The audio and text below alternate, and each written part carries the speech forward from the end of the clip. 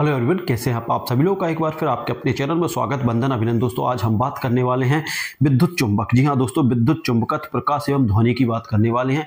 ये पूरा टॉपिक है दोस्तों, ये लगातार MP TET, UP TET, C TET, NEET जितने भी एग्जाम है सारे एग्जामों में पूछा जाता है। खासतौर पर ये एमपी टेट के लिए डिजाइन किया गया है और इसमें दोस्तों वीडियो काफी बड़ा होने वाला है, मतलब 1 से 1.5 घंटा 2 घंटे में। लेकिन दोस्तों जो एमपी टेट का जो सिलेबस है वो पूरा कंप्लीट हो जाएगा। इसमें पूरा सिलेबस मैंने कंप्लीट किया है।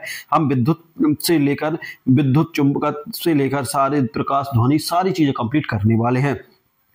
तो दोस्तों शुरू करते हैं वीडियो। देखिए यदि आप लोग देखना चाहते हैं इसमें देखिए विद्युत आवेश, कूलम, विद्युत क्षेत्र, रेखाएं, गुण, विद्युत धारा आदि, मतलब इससे संबंधित हम सारे क्वेश्चन कंप्लीट करने वाले हैं। पूरा सिलेबस मैं यहाँ पर कंप्लीट करने वाला हूँ, है ना। तो थोड़ा सा वीडियो लंबा रहेगा। तो देखिए दोस्तों शुरू करते हैं वीडियो। उससे पहले यदि आप लोग नए हैं और चैनल को सब्सक्राइब नहीं कर, प्लीज चैनल को सब्सक्राइब कर लीजिएगा।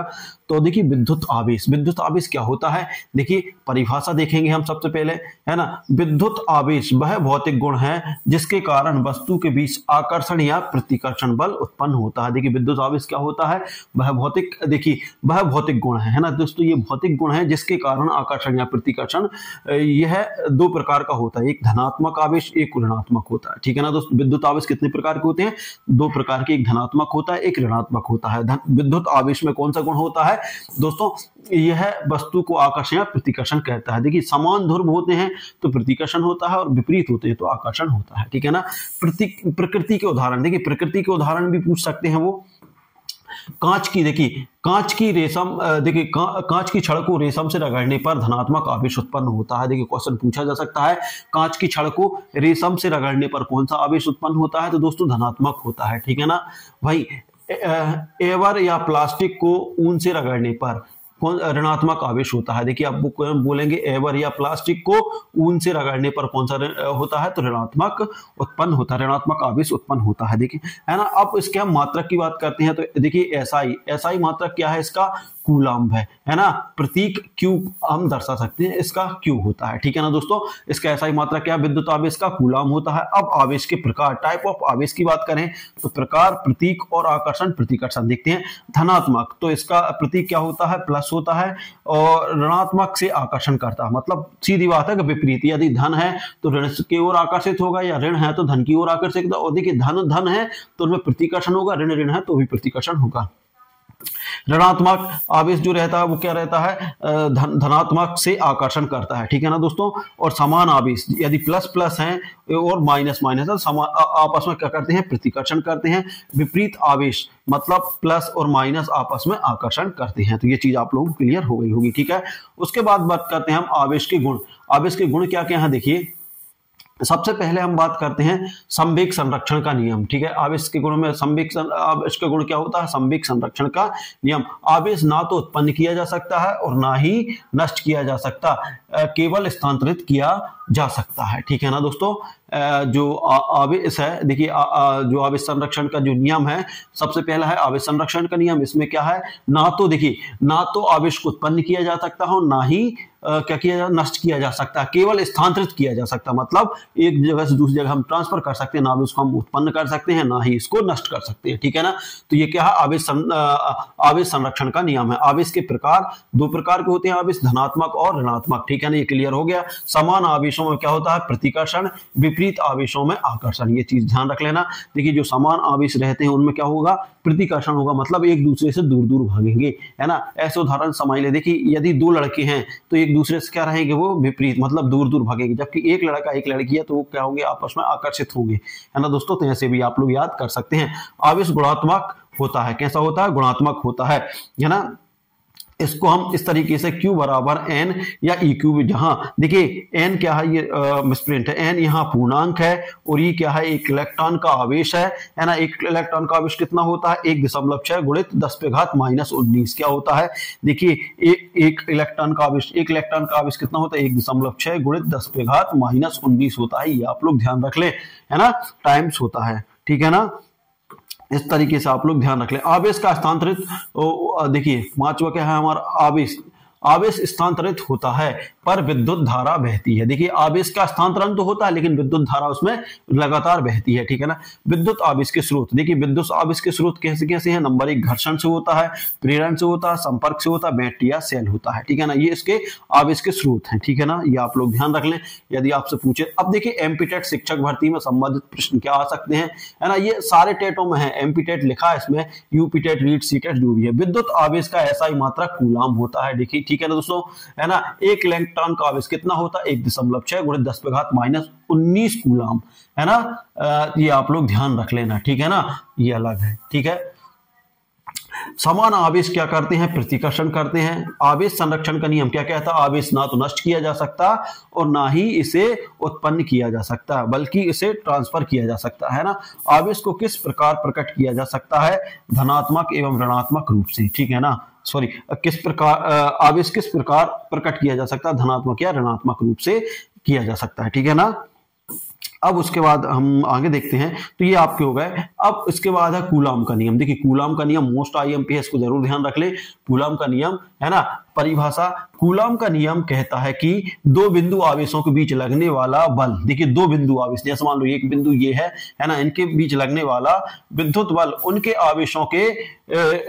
आवेशों के गुणनफल के अनुक्रमानुपाती होता है, ठीक है ना। तो यदि हम बात करें तो ये कूलाम है, मान लो तो दो आवेश हैं Q1 और इंटू Q2, है ना। इनके बीच में लगने वाले आवेशों को ये गुणनफल के अनुक्रमानुपाती होता, मतलब बटे में रहता है इस तरीके से, ठीक है ना। और उनके बीच की दूरी वर्ग के व्युत्क्रमानुपाती हो, और उनका जो दूरी रहेगी वर्ग के बीच की इस तरीके से रहेगा नियम, है ना। दूरी देखिए Q बराबर, ये यदि कूलाम है तो Q1 और Q2 क्या है, इसके आवेश हैं, और R इसके बीच की दूरी है तो वर्ग के व्युत्क्रमानुपाती। इस तरीके से ये कूलाम का नियम होता है, ठीक है ना। यदि गणितीय रूप में देखें हम, तो देखिए गणितीय रूप में यदि हम बात करते हैं, देखिए कूलाम का नियम जरूर याद कर लें आप लोग। गणितीय रूप में देखें तो गणितीय रूप में क्या होता है, देखिए F Q1 × Q2 upon F, ये है ना जो मैंने बताया है। ये कूलाम का नियम क्या होता है, ये कूलाम है, मान लो Q से दर्शा रहे हैं यहाँ पर कूलाम, तो ये अनुक्रमानुपाती रहेगा, है ना। Q1 और देखिए जो आवेश है Q1 और Q2 वो आवेशों के गुणनफल के अनुक्रमानुपाती रहेगा, जबकि उसके बीच की दूरी के व्युत्क्रमानुपाती रहेगा। यहाँ पर देखिए Q1 और Q2 क्या है दोस्तों, आवेश है, क्या है दोस्तों, ये आवेश है, जबकि R क्या है, इनके बीच की दूरी है। तो आप लोग यहाँ से याद कर ले, ठीक है ना। उसके बाद करते हैं दोनों आवेशों के बीच बल, है ना। यहाँ पर जो दिया है, ये दोनों आवेशों F जो दिया है ये मिसप्रिंट है, दोनों आवेशों के बीच के बल है जो F, है ना। जबकि Q1 और Q2 क्या है दोस्तों, दोनों आवेशों के मात्रा क्या, कूलाम में, ठीक है ना। R क्या है, दोनों आवेशों के बीच की दूरी है मीटर में, और K क्या है, स्थिरांक है, ठीक है ना। तो आप इस तरीके से याद रख लें, ठीक है। अब उसके बाद क्या आता है, मुख्य विशेषता। मुख्य विशेषता क्या है, बल का प्रकार। समान आवेशों के बीच बल प्रतिकर्षित होता है, ठीक है ना। विपरीत आवेशों के बीच बल का क्या होता है, आकर्षण होता है। यह बल रैखिक बल होता है, ठीक है ना, जो दोनों आवेशों को जोड़ने वाला रेखा पर कार्य करता है। कौन सा, जो कूलाम में जो आवेश, जो कूलाम का जो बल रहता है, जो कूलाम में दिखाया गया वो क्या है दोस्तों, यह बल कैसा रहता है, बल का प्रकार। देखिए बल कैसा रहता है, ये रैखिक होता है, जो दोनों आवेशों को जोड़ने वाली रेखा पर कार्य करता है। यह नियम न्यूटन के गुरुत्वाकर्षण नियम के समानता रखता है, परंतु बहुत अधिक शक्तिशाली होता है, ठीक है ना दोस्तों। तो जो कूलाम का नियम है, देखिए कूलाम के नियम में जो बल रहता है वो रैखिक होता है, क्योंकि दोनों आवेशों के जोड़ने का कार्य जोड़ने वाले रेखा पर कार्य करता है, ठीक है दोस्तों। यह नियम न्यूटन के गुरुत्वाकर्षण नियम के समानता है, परंतु यह बहुत शक्तिशाली है। देखिए दोस्तों क्वेश्चन आ जाएगा, तो ये आप लोग को ध्यान रखना है, ठीक है। उसके बाद बल की दिशा। अब बल की दिशा की बात करते हैं, तो बल की दिशा क्या होती है, यदि आवेश समान है तो बल बाहर की ओर, है ना, और यदि आवेश विपरीत है तो बल अंदर की ओर लगता है, ठीक है ना दोस्तों। यदि आवेश समान है, देखिए दोस्तों यदि आवेश समान है तो आवेश देखिए, जैसे मान लो ये है, ये मान लो कि ये प्लस है और ये भी प्लस है ना, तो क्या होगा, इनमें बल बाहर की ओर लगेगा, है ना, मतलब प्रतिकर्षण होगा। और जबकि आवेश एक प्लस है और एक माइनस है ना, एक माइनस है, तो क्या होगा, इनमें बल अंदर की ओर लगेगा, ठीक है ना। तो ये ऐसे याद रख सकते हैं, ठीक है ना। उसके बाद मात्रक की बात करें तो बल का न्यूटन होता है। देखो बल का मात्रक क्या होता है, न्यूटन होता है। आवेश का क्या होता है दोस्तों, कूलाम होता है। और दूरी का क्या रहता है, मीटर, ठीक है ना। तो इस तरीके से आप लोग याद रख लें, है ना। अब उसके बाद बात आती है, देखिए एमपीटेट के लिए क्या हो सकता है, इसमें एमपीटेट परीक्षा संबंधित प्रश्न, कूलाम का नियम किससे संबंधित है, तो विद्युत आवेशों के बीच के बल से, ठीक है ना, विद्युत आवेशों के बीच के बल से संबंधित है कूलाम का नियम, ठीक है। उसके बाद बात करते हैं बल किसके अनुपाती होता है, जो अनुपाती आवेशों के गुणनफल के अनुक्रमानुपाती होती है ना। बल किसके व्युत्क्रमानुपाती होता है, तो दूरी के। देखिए अभी हमने क्वेश्चन बताया था, जो कूलाम रहता है, जैसे मान लो कूलाम है ना, कूलाम जो रहता है तो वो इस तरीके से अनुक्रमानुपाती है, तो जो उनके जो Q1 और Q2 हैं इंटू Q2 इनके अनुक्रमानुपाती रहेगा, जबकि उसके बीच की दूरी के वर्ग के व्युत्क्रमानुपाती होती है। यदि हम सही तरीके से लिखें तो कूलाम बराबर K into Q1 into Q2 बटे आर स्क्वायर, ये होता है इसका नियम, जहां K एक स्थिरांक होता है, ठीक है ना, और Q1 और Q2 आवेश होते हैं और R इनके बीच की दूरी होती है, ठीक है ना। K का मान निर्वात में, ये क्वेश्चन जरूर ध्यान रख लेना, 9 गुणित 10 की घात, ठीक है ना, इसका क्या है 9 गुणित 10 पे घात 9, देखिए सॉरी 9 गुणित 10 पे घात 9, ठीक है ना, 9 ये याद आप लोग रख लेना, ठीक है ना। न्यूटन मीटर स्क्वायर क्या होता है, न्यूटन मीटर स्क्वायर होता है, ठीक है ना, ये याद रख लेना कि जो क्या रहता है के का निर्वात में जो मान रहता है 9 गुणित 10 पे घात, ये यहाँ पर देखिए दोस्तों मिसप्रिंट है, ये है ना, ये है 9 पे घात, है ना, 9 गुणित 10 पे घात 9, ठीक है ना, न्यूटन मीटर स्क्वायर, ये न्यूटन मीटर स्क्वायर है, ठीक है ना। अब उसके बाद समान आवेशों के बीच बल कैसा होता है, जो समान आवेश रहते हैं उनके बीच कैसा रहता है, प्रतिकर्षण होता है, ठीक है ना।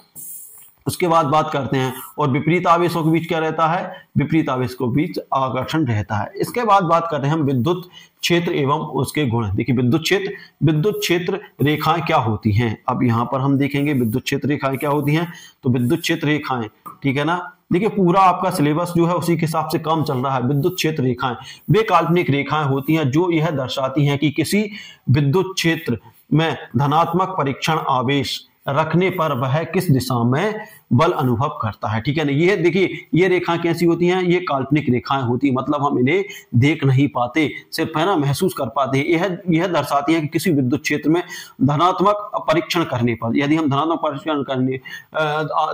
परीक्षण आवेश रखने पर वह किस दिशा में बल अनुभव करता है। देखिए विद्युत आवेश किस तरीके से विद्युत रेखाएं है ना, विद्युत रेखा जैसे मान लीजिए ये है ना, ये विद्युत जैसे मान लो प्लस है, ये विद्युत, तो इस तरीके की काल्पनिक रेखाएं होती हैं, है ना। यदि हम यहाँ पर कोई आवेश रखते हैं तो हमें पता चल जाएगा, यदि धन आवेश रख दिया तो ये क्या करेगा, ये प्रतिकर्षण कर देगा, और ऋण आवेश रख दिया तो ये आकर्षण करेगा। तो इस तरीके से अनुभव कर सकते हैं हम, ठीक है ना। यह रेखाएं देखिए, यह रेखाएं हम विद्युत क्षेत्र की दिशा और तीव्रता को समझने में सहायता करती है। देखिए विद्युत क्षेत्र की दिशा और विद्युत क्षेत्र की तीव्रता को समझने में सहायता करती है। तो पूछ सकता है विद्युत रेखाएं के क्या आकार है, तो यह विद्युत क्षेत्र की दिशा और तीव्रता को समझने में सहायक होती हैं। प्रतीकात्मक दिशा की बात करें, धनात्मक आवेश से रेखाएं बाहर की ओर निकलती हैं, जो धनात्मक आवेश रहता है उससे रेखाएं बाहर की ओर, ऋणात्मक आवेश से रेखाएं प्रवेश करती हैं, ठीक है ना। ऋणात्मक आवेश की ओर रेखाएं क्या करती हैं, प्रवेश करती हैं। जो धनात्मक आवेश रहता है उससे क्या रहती हैं, रेखाएं किसकी ओर, बाहर की ओर निकलती है, ठीक है ना। जबकि ऋणात्मक रेखाओं की ओर क्या करती हैं, प्रवेश करती है, ठीक है ना। हमेशा याद रखें, देखिए प्लस से माइनस की ओर, ठीक है ना, प्लस से माइनस की ओर, मतलब प्लस से बाहर निकलती हैं और माइनस से अंदर, ठीक है ना। और ये रेखाएं प्लस से माइनस की ओर चलती हैं।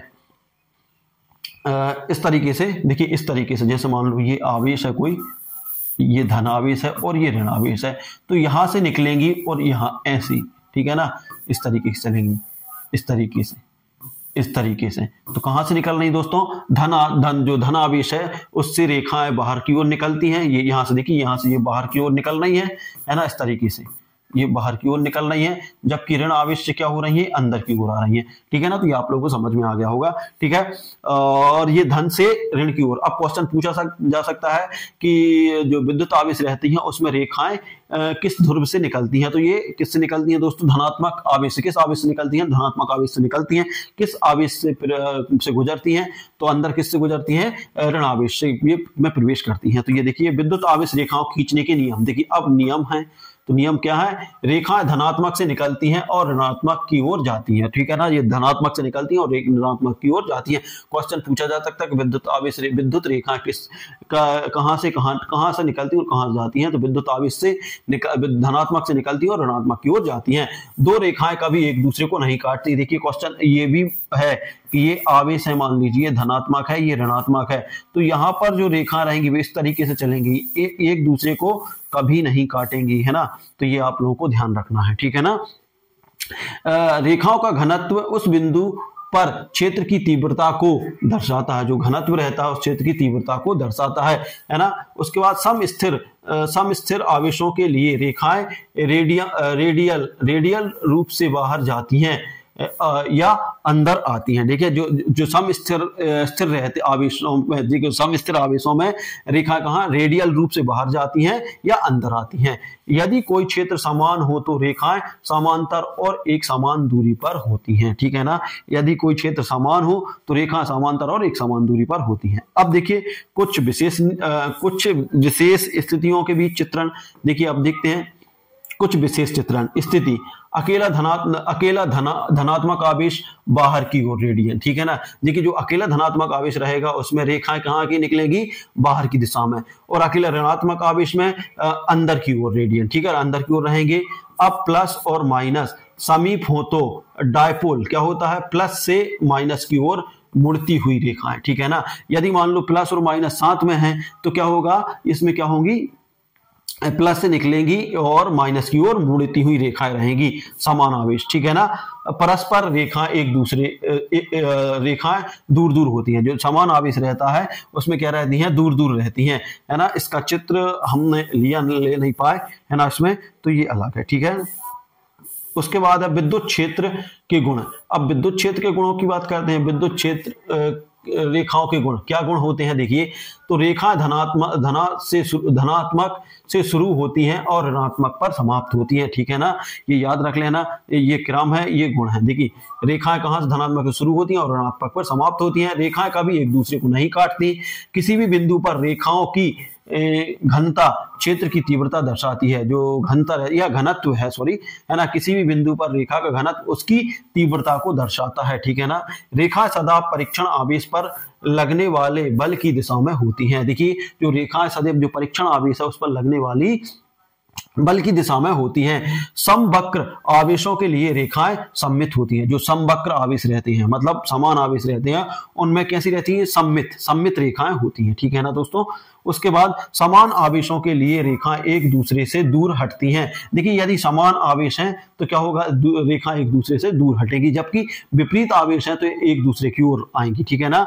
रेखाएं समीप दूरी तक फैली हो सकती हैं। देखिए रेखाएं समीप दूरी तक फैली हो सकती हैं, ठीक है ना। ये इसके नियम है। अब उसके बाद प्रश्न क्या आ सकता है, हम एमपी टेट या टेट जो भी एग्जाम उसमें देखिए विद्युत क्षेत्र रेखाएं कितनी दिशा को दर्शाती हैं। तो देखिए क्या विद्युत क्षेत्र रेखाएं किसकी दिशा को दर्शाती हैं, परीक्षण आवेश पर बल की दिशा, जो परीक्षण आवेश है उसकी बल की दिशा को दर्शाती हैं। धनात्मक आवेश से रेखाएं कहां जाती हैं, बाहर।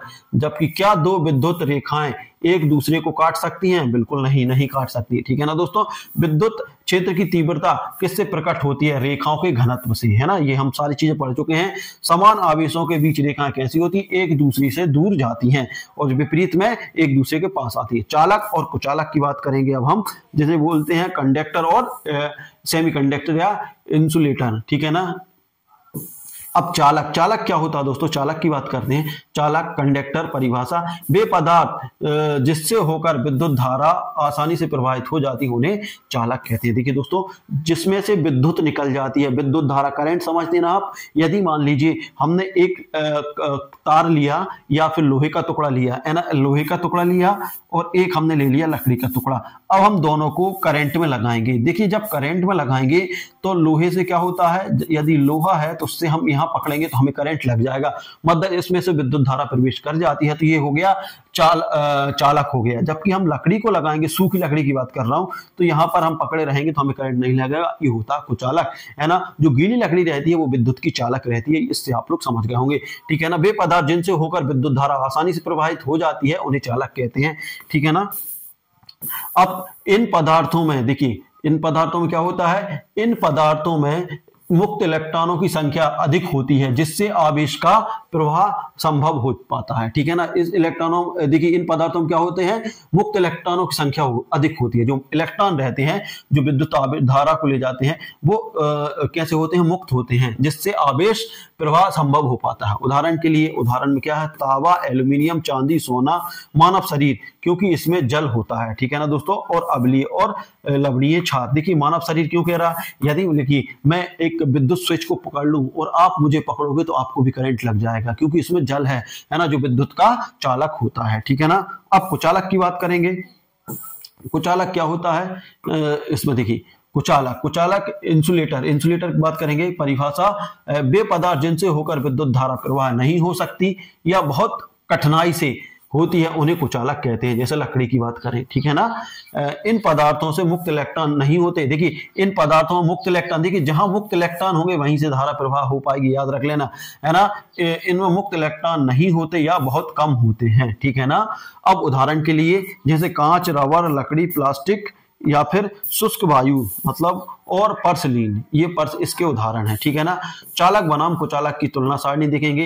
देखिए चालक और कुचालक सारणी, ठीक है। विशेषताएं, विद्युत धारा प्रवाह आसानी से प्रवाह हो जाता है, चालक में नहीं होता या बहुत कठिन से। ठीक है ना, मुक्त इलेक्ट्रॉनों की संख्या इसमें अधिक होती है, इसमें बहुत कम होती है या नहीं होती। ठीक है ना, ताप और विद्युत संचालन अच्छा रहता है, नहीं रहता। ठीक है ना, तो इस तरीके से आप लोग इनको याद कर सकते हैं। इसके बाद बात करने वाले हम विशेषता। देखिए विशेषता की बात करने वाले हैं, तो विशेषता है ना, चालक कुचालक, ठीक है ना। उदाहरण तांबा, एल्यूमिनियम, रबड़, प्लास्टिक, कांच। ठीक है ना, ये चालक के क्या है, तांबा और एल्यूमिनियम है, जबकि रबड़, प्लास्टिक, कांच किसके हैं, कुचालक के हैं। अब एम्पीटेट सम के लिए क्या आ सकता है यहां से, देखिए विद्युत धारा को, क्वेश्चन आएगा, विद्युत धारा को सुगमता से प्रवाहित करने वाले पदार्थ कौन होते हैं, तो ये चालक होते हैं, मतलब उनसे अंदर चालक होते हैं। ठीक है ना, और ऐसे पदार्थ जो विद्युत धारा नहीं प्रवाहित करते उन्हें क्या बोलते हैं दोस्तों, कुचालक, है ना। मानव शरीर किस श्रेणी में आता है, तो चालक में आता है। तांबा किस प्रकार का पदार्थ है, तो चालक होता है ना। रबड़ किस प्रकार का पदार्थ है, कुचालक है, क्योंकि इसमें मुक्त इलेक्ट्रॉन नहीं होते। ठीक है ना, अब आते हैं ओम का नियम। देखिए दोस्तों मोस्ट आईएमपी नियम है, ये नियम काफी पूछा जाता है। ठीक है ना, ओम का नियम क्या होता है, ओम का नियम अच्छे समझ लेना। ओम का नियम परिभाषा, ओम का नियम कहता है कि किसी चालक के सिरों के बीच विभवांतर, जो चालक रहते हैं विभवांतर, उनमें प्रवाहित होने वाली धारा आई के बीच का अनुपात स्थिर रहता है। ठीक है ना दोस्तों, जब ताप और अन्य भौतिक अवस्थाएं स्थिर हों। ठीक है ना, जब ताप और वो अन्य भौतिक अवस्थाएं स्थिर हों तब की बात कर रहा है। तो देखिए क्या कहता है, ये कहता है कि किसी चालक के सिरों के बीच विभवांतर, जो विभवांतर रहता है V, है ना, उसमें प्रवाहित धारा I, है ना, और उसके ताप और अन्य भौतिक में क्या रहता है, बीच अनुपात स्थिर रहता है, जो R इस तरीके से 2RV ये होता है। ठीक है ना, अब जहां हम V बराबर IRV, ठीक है ना। अब इसके बाद हम बात करते हैं ये क्या होता है, यहाँ पर देखिए V क्या होता है। यदि हम V की बात करें दोस्तों तो V होता है, यहाँ पर V होता है, ये स्प्रिंट है, V होता है विभवांतर, जैसे वोल्ट में नापा जाता है। I क्या होती है, विद्युत धारा, जैसे एम्पियर में नापा जाता है। और R क्या है, प्रतिरोध या ओम, है ना, प्रतिरोध होता है। ठीक है ना, अब इसका हम SI मात्रक की बात करें, SI मात्रक, ठीक है ना, तो विभवांतर का वोल्ट होता है, विद्युत धारा का एम्पियर होता है और प्रतिरोध का R होता है, ये पूछे जा सकते हैं। ओम के नियम से संबंधित सूत्र क्या है, V बराबर क्या होता है, IR होता है ना, धारा इंटू प्रतिरोध। ठीक है ना, तो ये आप लोगों को ध्यान रखना है। V बराबर क्या होता है, V बराबर IR, ये होता है। देखिए V होता विभवांतर बराबर उसमें प्रवाहित धारा और उसके बीच प्रतिरोध, है ना। प्रतिरोध यदि कम होगा तो धारा अच्छी बहेगी और प्रतिरोध अधिक होगा तो धारा कम बहेगी, ये उसको ओम का नियम है। ठीक है ना, ओम के नियम की व्याख्या करेंगे। क्या है ओम का नियम, यदि किसी चालक में, देखिए अब उसके बाद देखते हैं ओम के नियम। और यदि किसी चालक के सिरों पर विभवांतर बढ़ाया जाए तो उसमें बहने वाली धारा भी उसी अनुपात में बढ़ेगी। ठीक है ना, तो यदि हम उसको बढ़ाएंगे, देखिए विभवांतर को बढ़ाएंगे तो उसमें देखिए यदि सिरों पर विभव बढ़ाया जाए, मतलब विभवांतर बढ़ाया जाए, है ना, यदि मान लीजिए V बराबर IR, ठीक है ना, यदि ये विभवांतर बढ़ेगा, देखिए दोस्तों यदि विभवांतर बढ़ेगा तो धारा भी उसी क्रम में बढ़ जाएगी। ठीक है ना, ये क्योंकि इसके अनुक्रमानुपाती होती है। ठीक है ना, ओम के नियम का ग्राफ, अब यहाँ देखिए V वर्सेस I का ग्राफ सीधी रेखा में होता है, जबकि इसकी ढलान प्रतिरोध है, ठीक है ना। तो ये हमने उसका ग्राफ नहीं ले पाए, है ना। तो भी ये कर लेना, V वर्सेस I का ग्राफ सीधी रेखा में होता है। कैसा होता है दोस्तों? सीधी रेखा में होता है, ये आप लोग ध्यान रख लेना। अब देखिए एमपी टेट में क्या पूछा जा सकता है संभव। ओम का नियम क्या दर्शाता है? V और I के बीच अनुपातिक संबंध, मतलब विभवांतर और धारा के बीच में, है ना। ये है विभवांतर और धारा, जिसमें देखिए I क्या है? I सिर्फ I की बात करें तो I है प्रतिरोध, है ना। प्रतिरोध बढ़ेगा तो धारा का मान कम हो जाएगा, प्रतिरोध घटेगा तो धारा का मान बढ़ जाएगा, ठीक है ना। प्रतिरोध का एसआई मात्रक क्या होता है? ओम होता है, ये ध्यान रख लेना। यहाँ पर V बराबर 10 है और I बराबर 2 है, 2 एम्पियर है, तो है ना निकालना हमें। तो यहाँ पर हम मान रख सकते हैं V बराबर क्या होता है? IR होता है। अब देखिए V का मान कितना दे दिया हमें, देखिए V का मान दे दिया 10 और I का मान दे दिया हमें 2 दे दिया, तो R का मान ज्ञात करना है, तो इसमें भाग ले 2 पंजे 10, तो आंसर क्या आ जाएगा? जो प्रतिरोध रहेगा वो कितना आ जाएगा? 5 ओम आ जाएगा, ठीक है ना। ये सरल है क्वेश्चन, तो आप बराबर V बराबर IR याद रखें, है ना। ये ओम का नियम है। VI ग्राफ की प्रकृति क्या होती है? ये सीधी रेखा में होता है। V और I का मतलब विभवांतर और धारा का जो ग्राफ रहता है वो कैसा रहता है? सीधा रहता है। ओम के नियम लागू होता है। क्या क्या नियम लागू होता है? जैसे देखिए धातुएं जैसे तांबा, एल्यूमिनियम आदि पर, है ना। देखिए ओम का नियम कहाँ लागू होता है? धातु जैसे तांबा और एल्यूमिनियम पर होता है ना। केवल जब तापमान स्थिर हो। तापमान कैसा होना चाहिए? बिल्कुल उसका स्थिर होना चाहिए, है ना। यह गैसों या अर्धचालकों पर लागू नहीं होता, तो ये ध्यान रख लेना है ना। जो गैसें हैं और अर्धचालक हैं, मतलब अर्धचालक है, अर्धचालक जैसे लकड़ी की बात करूं, है ना। लकड़ी क्या है दोस्तों? अर्धचालक है। क्यों है? क्योंकि देखिए यदि मैं इसको लकड़ी को गीला कर दूं, कैसा कर दूं? गीला कर दूं, है ना, तो ये विद्युत की सुचालक हो जाती है। यदि सूखा कर दूं, यदि सूखा रहने तो विद्युत की चालक नहीं होती, इसलिए अर्धचालक है। कभी चल जाती कभी नहीं, है ना। तो यह नियम गैसों एवं अर्धचालकों पर लागू नहीं होता। चालक का प्रतिरोध, है ना, ये चालकों पर ही निर्भर करता है। अब उसके बाद करते हैं परिभाषा। अब चालक का प्रतिरोध की परिभाषा, है ना। चालक का प्रतिरोध देखेंगे हम, चालक का प्रतिरोध, ठीक है ना। किसी चालक में विद्युत धारा के प्रवाह में जो बाधा उत्पन्न होती है उसे प्रतिरोध कहते हैं, रेजिस्टेंट कहते हैं, ठीक है ना दोस्तों। जब धारा बहती है तो उसमें जो प्रतिरोध उत्पन्न होता है उसे ही रेजिस्टेंट या प्रतिरोध कहते हैं, है ना। यह चालक के भौतिक गुणों या आकार पर निर्भर करता है। यह भौतिक गुणों या आकार पर निर्भर करता है। एसआई मात्रक ओम होता है। प्रतीक यदि हम बात करें तो ये ओम का निशान है, ओमेगा, ठीक है ना। अब उसके बाद आगे देखते हैं। देखिए यहाँ पर यदि 1 वोल्ट विभवांतर पर किसी चालक के एम्पियर धारा प्रवाहित होती है तो उसे चालक का प्रतिरोध 1 ओम होगा, ठीक है ना। वो कह रहा है कि 1 वोल्ट विभवांतर पर किसी चालक में 1 एम्पियर धारा प्रवाहित होती है तो उस चालक का प्रतिरोध कितना होगा? 1 ओम होगा। ये आप लोग ध्यान रख लें। प्रतिक्रियाशील सूत्र ये है यहाँ पर, देखिए R बराबर इसको 5 बोलते हैं इंटू 1 एम्पियर आर होता है, ए आर होता है, ठीक है ना। तो यहां पर दर्शाया गया है,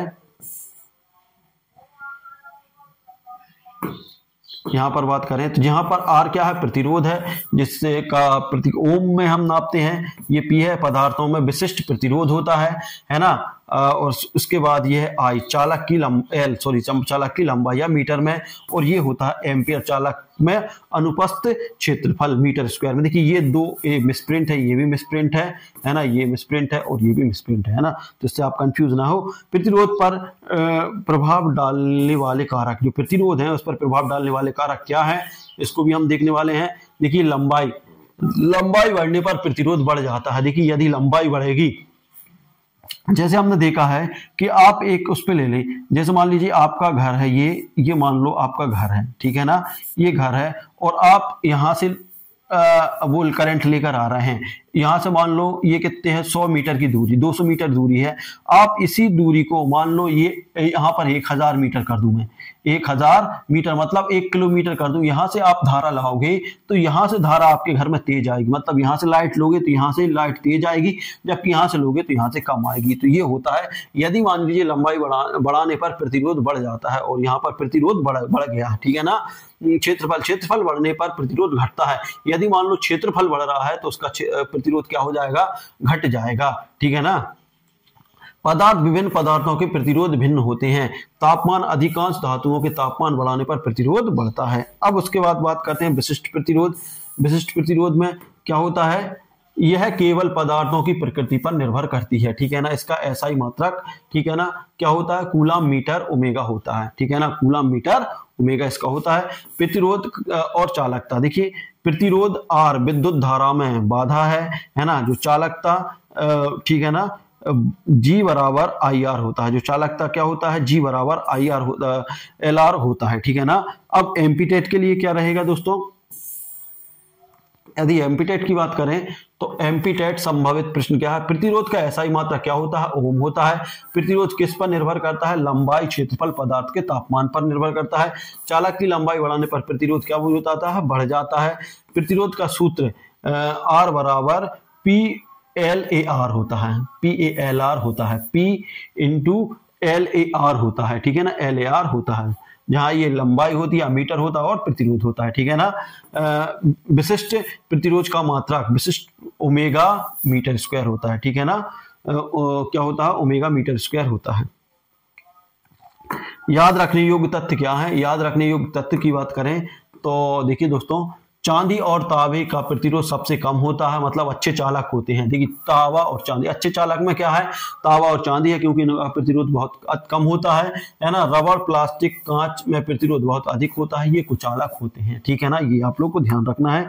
अब दंड चुंबक की बात आती है। दंड चुंबक क्या है, दंड चुंबक देखने वाले हम। दंड चुंबक परिभाषा, एक दंड चुंबक एक सीधा ठोस चुंबक होता है जिसके दोनों सिरे चुंबकीय ध्रुवों में बदल जाते हैं, एक उत्तरी ध्रुव एक दक्षिणी ध्रुव। देखिए दंड चुंबक एक ठोस होता है इस तरीके का, है ना, इसके दोनों ध्रुव एक प्लस में बदल जाएगा, एक माइनस में बदल जाएगा। इसको जो एक दक्षिणी एक उत्तरी, जो दक्षिणी ध्रुव रहता है वो प्लस के रहता है और उत्तरी ध्रुव रहता है माइनस रहता है, ठीक है ना। यह स्थिति चुंबक होता है, इसका उपयोग चुंबकीय गुणों को प्रदर्शित करने और दिशा ज्ञात करने के लिए किया जाता है, ठीक है ना। अब उसके बाद बात करते हैं विशेषता, है ना। इसकी विशेषता क्या है, इसके दो ध्रुव होते हैं, उत्तरी ध्रुव और दक्षिणी ध्रुव। इसके किसी धागे में लटकाने पर यह सदैव उत्तर दक्षिण दिशा में स्थिर होता है, ठीक है ना दोस्तों। यदि हम चुंबक को इस तरीके से धागे में लटका दें तो हमेशा जब भी रुकेगा तो वो उत्तर दक्षिण दिशा में रुकेगा। समान ध्रुवों में प्रतिकर्षण और विपरीत ध्रुवों में आकर्षण होता है। वही नियम रहेगा कि यदि समान ध्रुव है तो उनमें प्रतिकर्षण होगा और विपरीत ध्रुव है तो आकर्षण होगा। यह चुंबकीय क्षेत्र उत्पन्न करता है जो चुंबकीय रेखाओं के रूप में दिखाता है। चुंबकीय बल सबसे अधिक ध्रुवों पर होता है, केंद्र पर नहीं। देखिए जो चुंबकीय बल रहता है सबसे अधिक कहाँ रहता है, ध्रुवों पर, है ना। यदि मान लीजिए ये दंड चुंबक है तो यहाँ पर ये ध्रुव एक है, माइनस एक ध्रुव ये है, ये मान लो उत्तरी ध्रुव है, ये दक्षिण ध्रुव है, तो यहाँ पर अधिक रहेगा, ना कि इधर केंद्र पर, ठीक है ना। चुंबकीय रेखाएं उत्तर से निकलती हैं और दक्षिण की ओर जाती हैं, तो ये आप लोग ध्यान रख लेना कि उत्तर से निकलेंगी, है ना, और दक्षिण की ओर जाएंगी, ठीक है ना। यह रेखाएं यह चुंबकीय बल की दिशा और तीव्रता को दर्शाती है, चुंबकीय बल और दिशा को दर्शाती हैं, ये भी आप लोगों को ध्यान रखना है। दंड चुंबक की लंबाई चुंबकीय अक्ष या मैग्नेटिक एक्सिस, ध्रुवीय अक्ष वह रेखा होती है जो ध्रुव को जोड़ती है। देखिए ध्रुवीय अक्ष क्या होता है ना। अब अगला हम दंड चुंबक के की लंबाई, है ना, ध्रुवीय अक्ष। देखिए ध्रुवीय अक्ष क्या होता है, जो अक्ष रहता है, जैसा मान लो ये है, ये अक्ष जो चुंबकीय ध्रुवों को जोड़ने का कार्य करता है, ठीक है ना। याद रखने योग्य तथ्य देखे हैं। चुंबक को दो भागों में काटने पर, ठीक है, देखिए अब चुंबक को हम दो भागों पर काटने पर दो नए ध्रुव बन जाते हैं। देखिए अब जब आप चुंबक को काटोगे तो उसमें देखिए जैसे मान लो ये दंड चुंबक है, ये उत्तरी ध्रुव है, ये दक्षिणी ध्रुव है। यदि मैं इसको बीच में से काट दूं तो ऑटोमेटिक ही ये फिर इसमें भी दो दो ध्रुव बन जाएंगे, एक उत्तरी दक्षिणी, इसमें उत्तरी दक्षिणी, ऐसा हो जाएगा, ठीक है ना। कोई भी एकल ध्रुव प्राकृतिक रूप से संभव नहीं है। देखिए एक भी ध्रुव प्राकृतिक रूप से संभव नहीं है, ठीक है। दंड चुंबक के कितने ध्रुव होते हैं, क्वेश्चन है ना, तो इसको हम सॉल्व करेंगे। दंड चुंबक के कितने ध्रुव होते हैं, तो दो, उत्तरी और दक्षिणी ध्रुव, है ना। चुंबकीय क्षेत्र रेखाएं किस दिशा में है, तो उत्तर से दक्षिण की ओर, मतलब नॉर्थ से साउथ की ओर जाती हैं। ये आप लोग ध्यान रखें, जो चुंबकीय रेखाएं कहां से, उत्तर, है ना, उत्तर से दक्षिण, ये आप लोग याद रख लें, दक्षिण की ओर जाती है, ठीक है ना, उत्तर से दक्षिण की ओर जाता है। चुंबक को दो भागों में काटने पर क्या होता है, दो नए चुंबक बन जाते हैं, दो नए चुंबक बन जाते हैं। समान ध्रुवों में क्या होता है, समान ध्रुवों में प्रतिकर्षण होता है, विपरीत ध्रुवों में क्या होता है, आकर्षण होता है, ठीक है ना। दंड चुंबक को लटकाने पर किस दिशा में ठहरता है, उत्तर दक्षिण दिशा में। ये चीजें आप लोगों को याद होना चाहिए। अब चुंबकीय क्षेत्र की बात कर रहे हैं, परिभाषा की बात करेंगे तो चुंबकीय क्षेत्र की परिभाषा वह क्षेत्र जिसमें कोई चुंबक या विद्युत धारा वहन करने वाला चालक किसी अन्य चुंबक या चालक पर बल डाल सके उसे चुंबकीय क्षेत्र कहते हैं, ठीक है ना। चुंबकीय क्षेत्र वह क्षेत्र होता है जिस या चुंबकीय क्षेत्र या विद्युत क्षेत्र जिसमें अन्य कोई धारा रहती है, बहने वाली धारा, जिसमें किसी अन्य चालक या अन्य चुंबक पर बल डालने पर क्या होता है, उस क्या होता है, डाल सके उसे चुंबकीय क्षेत्र कहते हैं। यदि मान लीजिए यहाँ पर चुंबकीय क्षेत्र हम किसी दूसरे चुंबक को लेकर आएंगे तो वहां एक बल महसूस होगा, तो वही चुंबकीय क्षेत्र है, ठीक है ना। सरल शब्दों में कहें, चुंबकीय क्षेत्र वह स्थान है जहां चुंबकीय बल कार्य करता है। चुंबकीय बल, जैसे हमने एक चुंबक रखा यहाँ पर, ठीक है ना दोस्तों, ये चुंबक रखा। अब यहाँ से हम देखिए दूसरे चुंबक को लाएंगे, यदि हम इसके पास ला रहे हैं और जहां से ये खींचने लगे, मतलब यदि मान लो ये उत्तरी ध्रुव है और इसका दक्षिण ध्रुव है, तो ये एक निश्चित दूरी में आकर ये इसको खींचने लगेगा, है ना। तो ये यहाँ पर ये चुंबकीय क्षेत्र शुरू हो गया। यदि मान लो ये भी उत्तरी है और ये भी उत्तरी ध्रुव है, तो ये दूसरे में आकर्षित प्रतिकर्षण करने लगेगा, तो मतलब पास में लाओगे तो दूर भागेगा, तो ये चुंबकीय क्षेत्र होता है, ठीक है ना। इसको चुंबकीय क्षेत्र कहा जाता है। चुंबकीय क्षेत्र रेखाएं, है ना, तो ये वह काल्पनिक रेखाएं होती है जो चुंबकीय क्षेत्र की दिशा और तीव्रता को दर्शाती है, ठीक है ना। ये चुंबकीय क्षेत्र रेखाएं क्या होती हैं, वह रेखाएं होती हैं जो चुंबकीय क्षेत्र की दिशा और तीव्रता को दर्शाती हैं, ठीक है ना। अब चुंबकीय क्षेत्र की रेखा उत्तर ध्रुव से निकलकर दक्षिण ध्रुव की ओर जाती है, ये हमने पहले ही बात कर ली। चुंबकीय ध्रुव उत्तर से कहां, दक्षिण में प्रवेश करती हैं। यह रेखाएं कभी एक दूसरे को नहीं काटती, क्या करती हैं, ये एक दूसरे को कभी भी नहीं काटती चुंबकीय रेखाएं, ठीक है। उसके बाद बात करने वाले हम नेक्स्ट है हमारा, जहां रेखाएं पास पास होती हैं वह क्षेत्र तीव्र होता है। जहां देखिए, जहां चुंबकीय क्षेत्र की रेखाएं पास पास रहेगी वो क्षेत्र कैसा रहेगा, तीव्र रहेगा, है ना। यह हमेशा बंद वक्र की होती है। बंद वक्र मतलब ये देखिए इस तरीके के, ये चुंबकीय क्षेत्र है, ये मान लीजिए उत्तरी ध्रुव है, ये एन है और ये एस है, तो ये यहां से जाएंगी इस तरीके से, ठीक है ना। जितने पास में रहेंगी उतनी घनी घनी रहेंगी, है ना, एक दूसरे को कभी नहीं काटेंगी, ठीक है ना। और जितनी दूर होती जाएंगी उतना कम होता जाएगा। अपन दूर में कम इसका वो चुंबकीय क्षेत्र महसूस करेंगे, लेकिन जितने पास आओगे उतना, आप दो ध्रुवों को ला के रखना, चुंबकों को आप जब पास में लाओगे तो उनको दबा नहीं पाओगे, है ना। यदि एक समान है और विपरीत है तो बिल्कुल पास में लाओगे तो आप पकड़ नहीं पाओगे, वो एकदम से कनेक्ट कर लेंगी, ठीक है ना, पकड़ लेंगी। तो ये होती है चुंबकीय क्षेत्र। चुंबकीय क्षेत्र का मात्रक, यदि हमारा चुंबकीय क्षेत्र का ये नाम है ना, टेस्ला। मात्रक क्या होता है चुंबकीय क्षेत्र का, टेस्ला होता है ना। टेस्ला क्या है, जब 1 मीटर लंबे चालक में 1 एम्पियर धारा प्रवाहित होने पर 1 न्यूटन बल लगता है, ठीक है ना। तो ये इसका परिभाषा है, तो ये हमें ज्यादा ध्यान नहीं रहना। ये है चुंबकीय क्षेत्र। देखिए, विद्युत धारा और चुंबकीय क्षेत्र, है ना। विद्युत धारा से चुंबकीय क्षेत्र उत्पन्न होता है, जो विद्युत धारा रहती है उससे क्या है, चुंबकीय क्षेत्र उत्पन्न हो जाता है। यह प्रभाव सबसे पहले हैंस क्रिश्चियन ऑरेस्ट ने दिया था, आरेस्टेड ने खोजा था, तो ये याद रख लेना है। चुंबकीय विद्युत धारा चुंबकीय क्षेत्र को उत्पन्न, है ना, तो ये किसने दिया था, सबसे पहले हेरेन क्रिस्टल ऑरेस्ट ने खोजा था, है ना। वह धारा वहन करने वाले तार के चारों ओर चुंबकीय क्षेत्र बनता है। देखिए, जो धारा बहती है तो उसके चारों ओर क्या बनता है, चुंबकीय क्षेत्र बनता है, ठीक है ना। अब संभावित प्रश्न क्या आ सकते हैं यहाँ से, संभावित देखिए, चुंबकीय क्षेत्र क्या है, वह क्षेत्र जिसमें चुंबकीय बल रेखाएं कार्य करती है, चुंबकीय क्षेत्र होता है। चुंबकीय क्षेत्र की रेखाएं कहां से कहां जाती हैं, एन से एस की ओर, मतलब उत्तरी ध्रुव से दक्षिणी ध्रुव की ओर जाती हैं। चुंबकीय क्षेत्र का ऐसा ही मात्रक टेस्ला होता है, याद रख लेना। चुंबकीय क्षेत्र एक दूसरे को नहीं काटती, है ना। चुंबकीय क्षेत्र रेखाएं किस प्रकार की होती हैं, तो ये बंद वक्र होती हैं। कैसी दोस्तों, क्लोज कर्व होती हैं, बंद वक्र। मैंने बताया था कि ये यदि ये एन है ध्रुव है, ये एस है, तो यहां से निकलेंगे और यहां खत्म हो जाएंगी, ये बंद है इस तरीके से, है ना। और जितनी दूर जाती जाएंगी उनका क्षेत्र उतना कम होता जाएगा। चुंबकीय क्षेत्र किससे उत्पन्न होता है, तो विद्युत धारा या चुंबक से उत्पन्न होता है, ठीक है ना। तो ये आप लोग ध्यान रखें। उसके बाद करते हैं चुंबकीय क्षेत्र रेखा एवं गुण, है ना। उसके चुंबकीय क्षेत्र रेखाएं क्या होती हैं, ठीक है ना। अब चुंबकीय क्षेत्र रेखा और गुण देखेंगे। पहले हम चुंबकीय क्षेत्र रेखाएं होती क्या, चुंबकीय क्षेत्र रेखाएं वे काल्पनिक रेखाएं होती हैं जो चुंबकीय क्षेत्र की दिशा और तीव्रता को दर्शाती है, ठीक है ना। यह रेखाएं यह दिखाती हैं कि चुंबकीय क्षेत्र किसी दक्षिणी से उत्तरी ध्रुव की दिशा में बल किस दिशा में कार्य करता है ना। यह चुंबकीय रेखाएं क्या दिखाती हैं कि यह चुंबक क्षेत्र में किसी दक्षिण से उत्तरी ध्रुव की दिशा में बल किस प्रकार कार्य करता है। यह दिशा की समझ। अब हम दिशा की समझ देखते हैं। देखिए चुंबकीय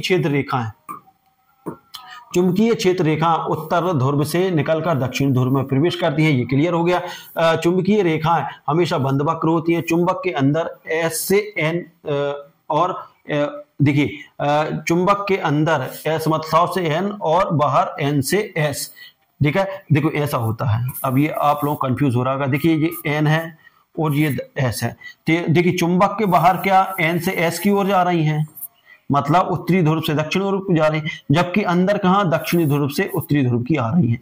इस तरीके से आ रही है ना ये रेखा, ये ठीक है ना। तो आप लोग कंफ्यूज ना हो। देखिए चुंबक के अंदर दक्षिण ध्रुव से उत्तरी ध्रुव की ओर आती है, जबकि चुंबक के बाहर उत्तरी ध्रुव से दक्षिणी ध्रुव की ओर जाती है। आप इस तरीके से डायग्राम बना के देख लेना। ये चुंबकीय NS है ना, और इस तरीके से आप लोग ऐसे बना देना। इस तरीके से समझ में आ जाएगा कि ये कहाँ से N से जा रही और S की ओर जा रही, जबकि चुंबक के अंदर S से जाएंगी और N की ओर जाएंगी, ठीक है ना। तो ये आप लोगों को क्लियर हो गया होगा, ठीक है। चुंबकीय क्षेत्र में रेखाओं के प्रमुख गुण क्या है, ये हम देखते हैं। क्या गुण है, देखिए चुंबकीय क्षेत्र में रेखाएं बंद वक्र होती हैं, ठीक है ना। यह हमेशा उत्तर ध्रुव से निकलती हैं और दक्षिणी ध्रुव में प्रवेश करती हैं। चुंबकीय क्षेत्र की तीव्रता रेखाओं की घनता से ज्ञात होती है। जो घनता रहती है मतलब कितनी दूरी पर है। ये जहां देखिए रेखाएं पास पास होती है वहां क्षेत्र तीव्र होता है, और जहां रेखाएं दूर दूर होती है वहां क्षेत्र कम होता है। यह रेखाएं कभी एक दूसरे को नहीं काटती। विद्युत रेखाओं के जैसा ही इनका है पूरा।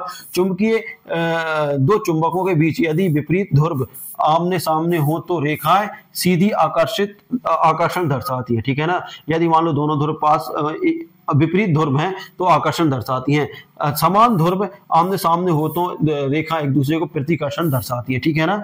यह चुंबक क्षेत्र की दिशा एवं गुणात्मक विश्लेषण में सहायता करती है, ठीक है ना। देखिए समान ध्रुव हैं, उत्तरी और दक्षिणी ध्रुव हैं, है ना, दोनों के पास लाएंगे तो ये आकर्षण हो जाएंगे। यदि विपरीत ध्रुव आएंगे तो ये दूसरे को प्रतिकर्षण हो जाती है। यही आपकी रेखाएं दर्शाती हैं। उसके बाद आता है दंड चुंबक के लिए। दंड चुंबक के लिए क्या है, दंड चुंबक के लिए देखते हैं N से S बाहर की ओर, ठीक है ना। उत्तरी ध्रुव से दक्षिण की ओर बाहर जाती हैं, जबकि चुंबक के अंदर देखिए दक्षिणी ध्रुव से उत्तरी ध्रुव में, ठीक है ना। तो देखिए चुंबक के बाहर ये है ध्रुव से ऐसी निकलती है और अंदर ये आती हैं। दो समान ध्रुव NN में रेखा एक दूसरे से है ना, एक दूसरे से क्या होती हैं, प्रतिकर्षित होती हैं, ठीक है ना। जबकि दो ध्रुवों में NS में रेखा एक दूसरे से जुड़ती हैं, ठीक है ना।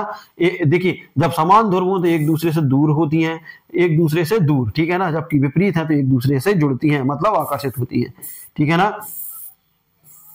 अब एमपी में क्या आ सकता है ये देख लीजिए। चुंबकीय क्षेत्र में रेखाएं कहाँ जाती हैं, तो N से S जाती हैं बाहर, जबकि अंदर में क्या होता है S से N आती है, ठीक है ना। क्या चुंबकीय क्षेत्र एक दूसरे को काट सकती है, नहीं, है ना। रेखा कितनी घनी होगी, क्षेत्र की तीव्रता उतनी अधिक होगी, ठीक है ना। देखिए रेखा जितनी घनी होगी उस क्षेत्र की तीव्रता उतनी अधिक होगी। चुंबकीय रेखाएं किस प्रकार की होती हैं, तो ये बंद वक्र होती हैं। समान ध्रुवों के बीच क्या होता है, प्रतिकर्षण होता है। विद्युत धारा का चुंबक प्रभाव, देखिए विद्युत धारा का चुंबकीय प्रभाव देखते हैं, परिभाषा देखते हैं। जब किसी चालक में विद्युत धारा प्रवाहित होती है तो वह अपने चारों ओर चुंबकीय क्षेत्र उत्पन्न करती है, ठीक है दोस्तों। जब किसी विद्युत धारा में देखिए, जब किसी चालक में, जो चालक रहता है जहां से धारा निकलती है, देखिए जब किसी चालक में विद्युत प्रवाहित होती है तो वह अपने ओर चुंबकीय क्षेत्र उत्पन्न कर देती है, ठीक है ना। चारों ओर क्या कर देती है, चुंबकीय क्षेत्र। इसका प्रभाव हम विद्युत धारा चुंबकीय प्रभाव कहा जाता है ना। इस प्रभाव को क्या कहा जाता है, विद्युत धारा या चुंबकीय प्रभाव कहते हैं। इसे सबसे पहले डेनिस वैज्ञानिक हैंस क्रिश्चियन ऑरेस्टेड, है ना, ने 1820 में खोजा था। ये अपने डेनिश वैज्ञानिक जो डेनमार्क के थे, उसने हैंस क्रिश्चियन ऑरेस्टेड का नाम याद रख लेना, है ना, कि जब विद्युत धारा में देखिए, जब विद्युत धारा में विद्युत निकलती है, किसी चालक में से जब विद्युत धारा निकलती है तो उसके चारों एक चुंबकीय क्षेत्र उत्पन्न कर देती है, चुंबकीय क्षेत्र बना लेती है। यह नियम किसने दिया था? तो ये हैंस क्रिश्चियन और ऑरेस्टेड ने दिया था, हैंस क्रिश्चियन ऑरेस्टेड ने दिया था। ऑरेस्टेड का प्रयोग क्या था, ये देखने वाले हैं। ऑरेस्टेड का प्रयोग, एक सीधी तार में विद्युत धारा प्रवाहित की जाती है, की गई है ना। एक सीधी तार में क्या है, इन्होंने विद्युत धारा प्रवाहित की, तार के पास एक चुंबक की सुई रखी गई, ठीक है ना।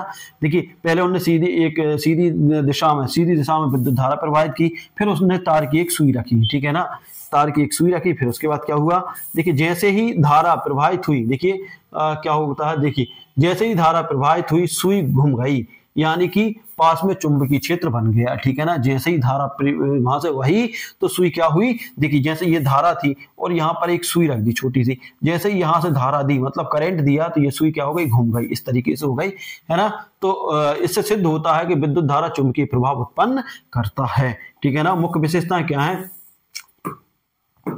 विद्युत धारा वाले तार के चारों ओर चुंबकीय क्षेत्र गोलाकार होता है। जो देखिए जो विद्युत धारा वाले तार में, जो विद्युत धारा का जो तार है उसमें चुंबकीय क्षेत्र कैसा होता है, गोलाकार होता है, इस तरीके से है ना, इस तरीके से बनाता है, ठीक है, गोलाकार में, है ना, इस तरीके से राउंड में जैसे चूड़ियां रहती हैं।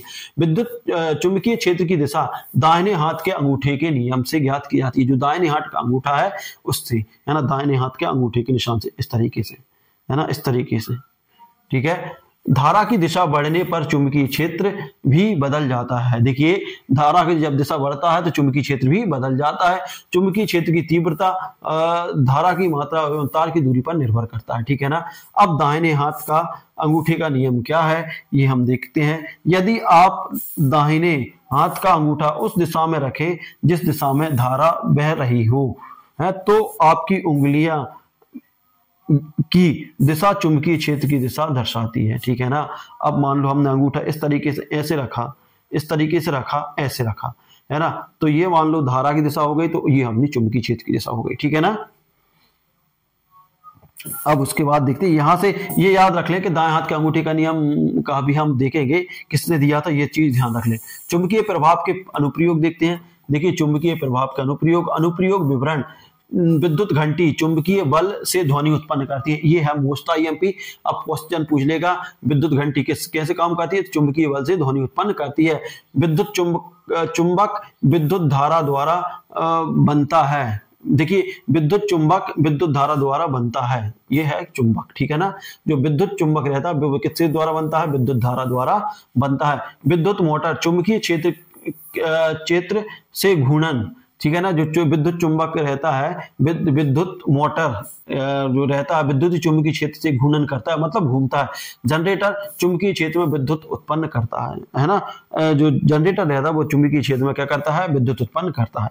अब क्वेश्चन आ जाएगा, अब मोस्ट आईएमपी क्या है, विद्युत धारा का चुंबकीय प्रभाव किसने खोजा, हैंस क्रिश्चियन ऑरेस्टेड ने खोजा। विद्युत धारा वाले तार के चारों ओर कौन सा क्षेत्र बनता है, तो चुंबकीय क्षेत्र बनता है, याद रख लेना।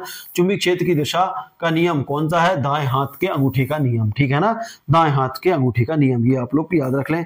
विद्युत क्षेत्र, अब प्रश्न है और उत्तर भी है उसका। देखिए विद्युत चुंबक किस सिद्धांत पर आधारित है, तो विद्युत धारा के चुंबकीय प्रभाव पर, ठीक है ना। धारा की दिशा बदलने पर क्या होता है, चुंबकीय क्षेत्र की दिशा भी बदल जाती है। देखिए धारा की दिशा बदलेगा तो चुंबकीय क्षेत्र की दिशा भी बदल जाएगा। ऑरेस्टेड का प्रयोग है ना, ऑरेस्टेड का प्रयोग क्या था, परिचय हम देखेंगे। देखिए परिचय में क्या, हैंस क्रिश्चियन ऑरेस्टेड, है ना, एक डेनिश मतलब डेनमार्क के वैज्ञानिक थे जिन्होंने 1820 में यह सिद्ध किया कि विद्युत धारा चुंबकीय प्रभाव उत्पन्न करती है, ठीक है ना। विद्युत धारा चुंबकीय प्रभाव उत्पन्न करती है, ये ध्यान रख लेना, किसने दिया था, डेनिश ऑरेस्टेड ने किया। यह खोज विज्ञान के लिए क्रांतिकारी सिद्ध हुई और विद्युत चुंबकत्व की नींव पड़ी, ठीक है ना। प्रयोग की प्रक्रिया, अब प्रयोग की प्रक्रिया देखते हैं क्या है।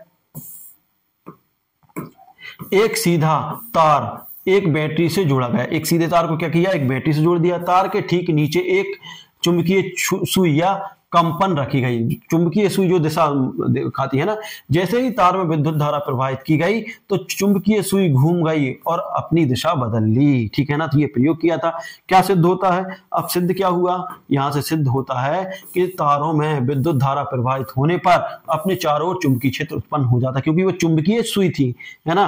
अर्थात विद्युत और चुंबक सीधा संबंध है, विद्युत और चुंबक में क्या संबंध है, सीधा सिद्धांत है, दाएं हाथ का अंगूठे का नियम, ठीक है ना। अब हम बात करते हैं दाएं हाथ के अंगूठे का नियम, ये किसने दिया था, इस पर भी हम चर्चा करने वाले हैं।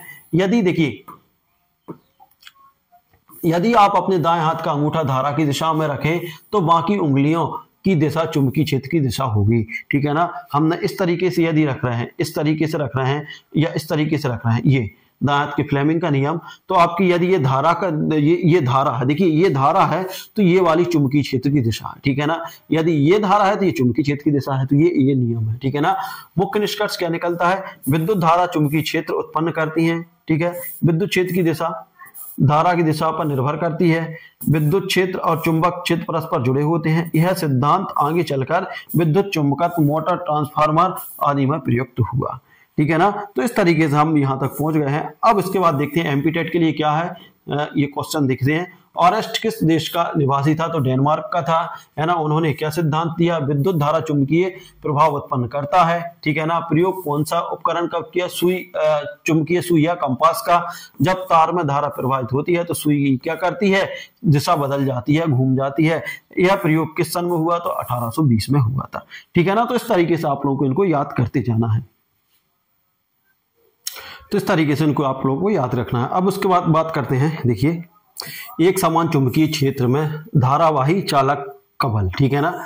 अब एक समान क्षेत्र में देखते हैं तो क्या होता है, परिभाषा देख लेंगे हम।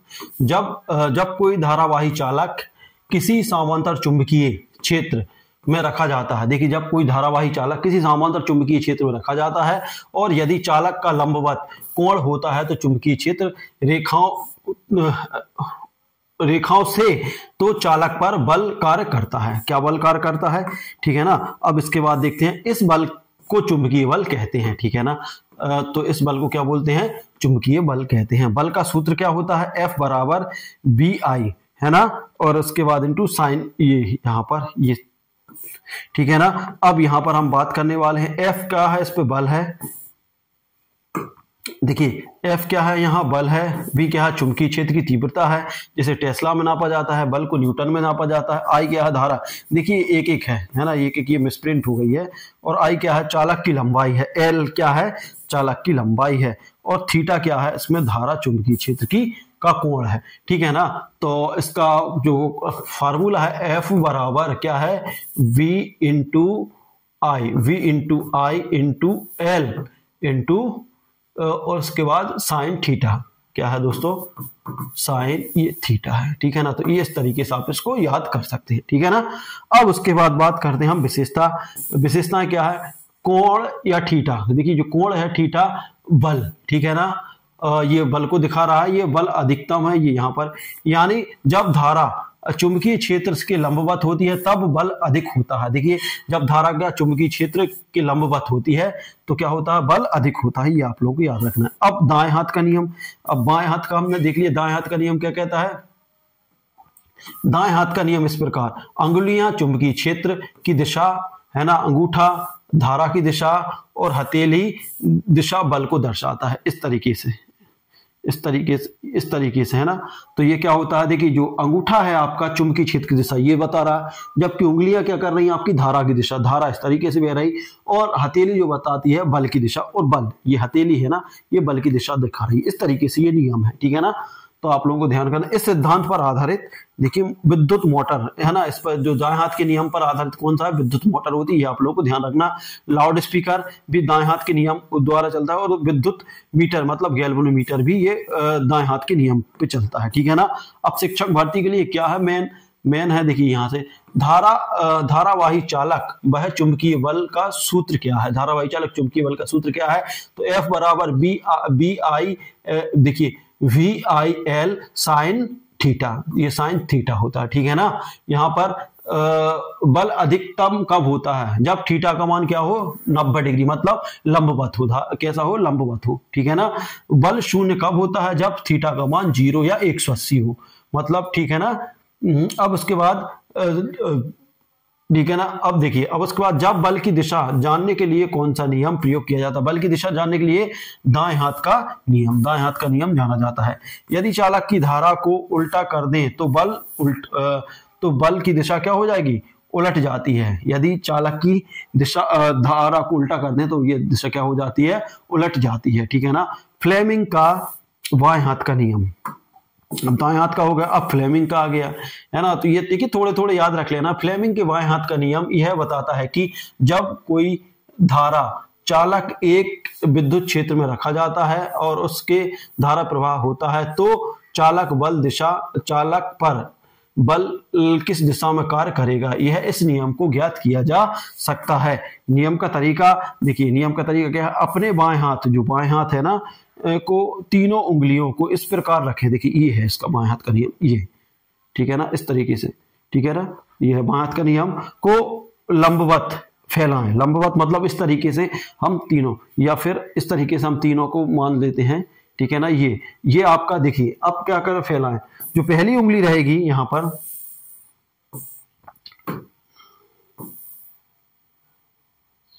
अब देखिए यहां पर देखते हैं, पहली उंगली चुंबकीय क्षेत्र, जो पहली उंगली है ये वाली, जो पहली उंगली चुंबकीय क्षेत्र की दिशा, और मध्य उंगली, मध्य मतलब ये वाली, दर्शा दी क्या? धारा की दिशा, और अंगूठा आपका चालक पर लगने वाला बल। देखिए इस तरीके से, देखिए ये पहली उंगली रहेगी, वो क्या रहेगा? आपकी चुंबकीय क्षेत्र की दिशा ये बता रही है, और धारा पर लगने वाला बल ये वाली उंगली बता रही, और उसके बाद अंगूठा चालक पर, है ना। अंगूठा क्या दिखाएगा? चालक पर लगने वाला बल। ये आप लोगों को ध्यान रखना। जब यह तीनों दिशाओं को सही रखा जाए तो अंगूठा उस बल की दिशा को दर्शाता है जो चालक पर कार्य करता है। अब बल का उपयोग होता है, देखिए इसका, जब किसी चालक में धारा बह रही हो तो वह चुंबकीय क्षेत्र में रखा गया है। विद्युत मोटर के कार्य के सिद्धांत में और धारावाही चालक में बल दिशा को जानने में इसका उपयोग किया जाता है। अब उसके बाद प्रयोग में उपयोग, ठीक है ना। प्रयोग में क्या उपयोग? विद्युत मोटर चालक पर बल के कारण घूर्णन होता है। जो विद्युत चालक मोटर रहता है, बल के कारण ही वो घूमती है ना। उसके बाद लाउड स्पीकर धारा और चुंबकीय क्षेत्र की तीव्रता से ही ध्वनि उत्पन्न करती है। जो लाउड स्पीकर है उसमें चुंबकीय क्षेत्र की तीव्रता, ये ध्यान रखते हैं ना, ये व्यवहारिक ये पूछे जा सकते हैं। एमपीटेड शिक्षक भर्ती के लिए संभावित प्रश्न क्या है? और उसके बाद फ्लेमिंग के बाएं हाथ का नियम किसके प्रयोग में होता है? चालक पर बल की दिशा जानने के लिए, ठीक है ना। बाएं हाथ की कौन सी उंगली धारा की दिशा बताती है? तो जो मध्य उंगली है, जो मध्य उंगली ये वाली है ना, ये वाली जो उंगली है, नहीं, ये वाली उंगली है, वो क्या बताती है? धारा की दिशा बताती है, ठीक है। चुंबकीय क्षेत्र की दिशा, जो चुंबकीय क्षेत्र की दिशा पहली उंगली बताती है, ये वाली उंगली बताती है, जबकि बल की दिशा अंगूठा बताता है। ये बल की दिशा, चुंबकीय क्षेत्र की दिशा और धारा की, ठीक है ना। यह नियम किस यंत्र पर सिद्धांत पर? विद्युत मोटर, जो विद्युत मोटर है उस पर कार्य करता है। तो ये आप लोगों को ध्यान रखना, इसको बार बार देख लें, एक दो बार देखेंगे तो ये सारी चीजें समझ में आ जाएगी आपको। परिभाषा, विद्युत मोटर एक ऐसा यंत्र है जो विद्युत ऊर्जा को यांत्रिक ऊर्जा में परिवर्तित करता है। देखिए विद्युत मोटर क्या है? एक ऐसा यंत्र है जो विद्युत ऊर्जा को यांत्रिक ऊर्जा में परिवर्तित करता है। इसे विद्युत धारा में चलाया जाता है या घूर्णन करने लगता है, ठीक है ना। कार्य एवं सिद्धांत की बात करें तो देखिए क्या है इसमें?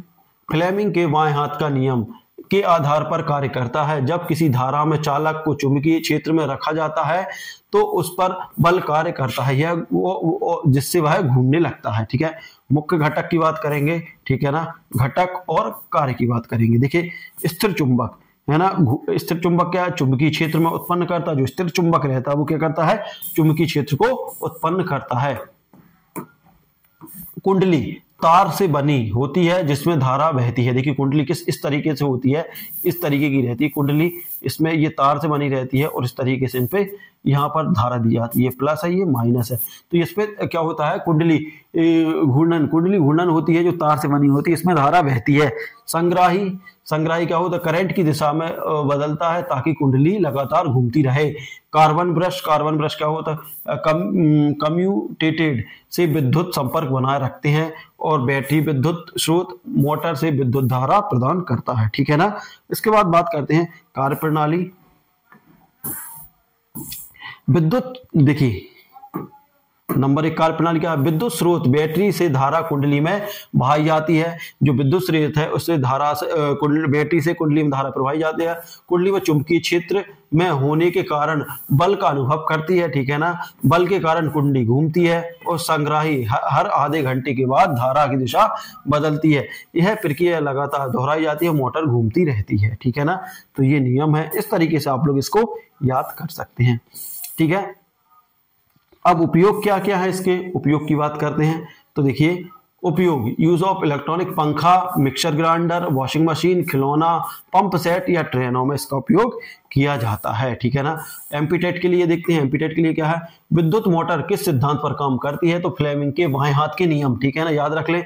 विद्युत मोटर का क्या कार्य है, विद्युत ऊर्जा को यांत्रिक ऊर्जा में बदलती है। देखिए जो विद्युत ऊर्जा रहती है उसको क्या बोलेगी, यांत्रिक ऊर्जा में बदलती है। कम्यूटेट का कार्य क्या है, धारा की दिशा बदलता है। जो कम्यूटेट रहता है, कम्यूटेटर का कार्य क्या है, वो धारा की दिशा को बदलता है। विद्युत मोटर से चुंबकीय क्षेत्र कौन उत्पन्न करता है, स्थायी चुंबक। विद्युत क्षेत्र चुंबक कौन करता है, स्थायी चुंबक करता है।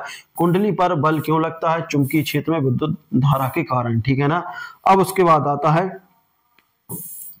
विद्युत चुंबकीय प्रेरण है ना, विद्युत चुंबकीय प्रेरण, ठीक है ना। देखते हैं परिभाषा, जब किसी चालक कुंडली के चारों ओर चुंबकीय क्षेत्र परिवर्तन होता है तो उसे विद्युत धारा उत्पन्न होती है, ठीक है ना दोस्तों।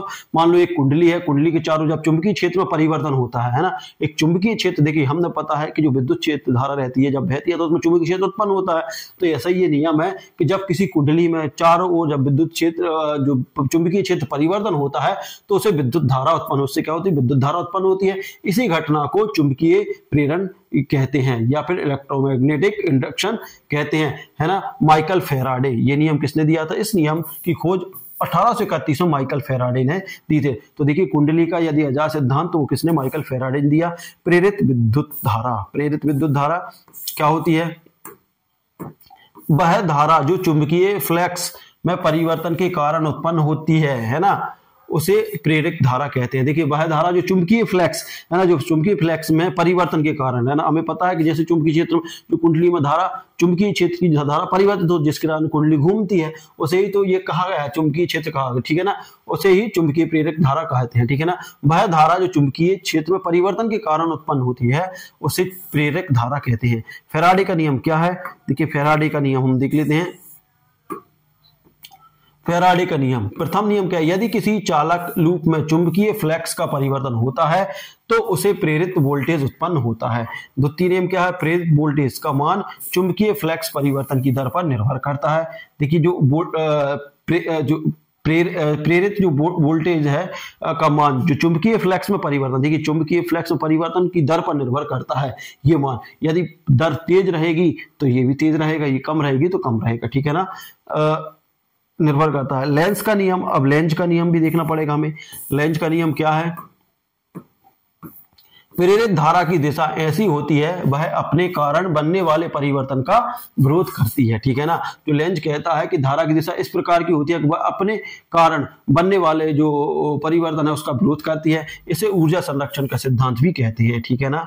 विद्युत चुंबकीय प्रेरण पर आधारित यंत्र, ये देखिए यंत्र जरूर देख लीजिए, है ना, कि ये क्वेश्चन पूछे जाएंगे, बाकी ये नियम नहीं पूछे जाए। जनरेटर यांत्रिक ऊर्जा को कितने विद्युत ऊर्जा में बदलता है। जनरेटर क्या रहता है, देखिए यांत्रिक और विद्युत ऊर्जा, देखिए यांत्रिक ऊर्जा होती है कि जनरेटर को कैसे घुमाया जाता है, इस तरीके से घुमाया जाता है जिससे वो घूमता है। फिर उसके बाद क्या हो, जो घूमना मतलब किसी वस्तु का कार्य करना होता है यांत्रिक ऊर्जा से, फिर वो किस में बदल देता है, फिर उसके बाद हमारे पास विद्युत आती है।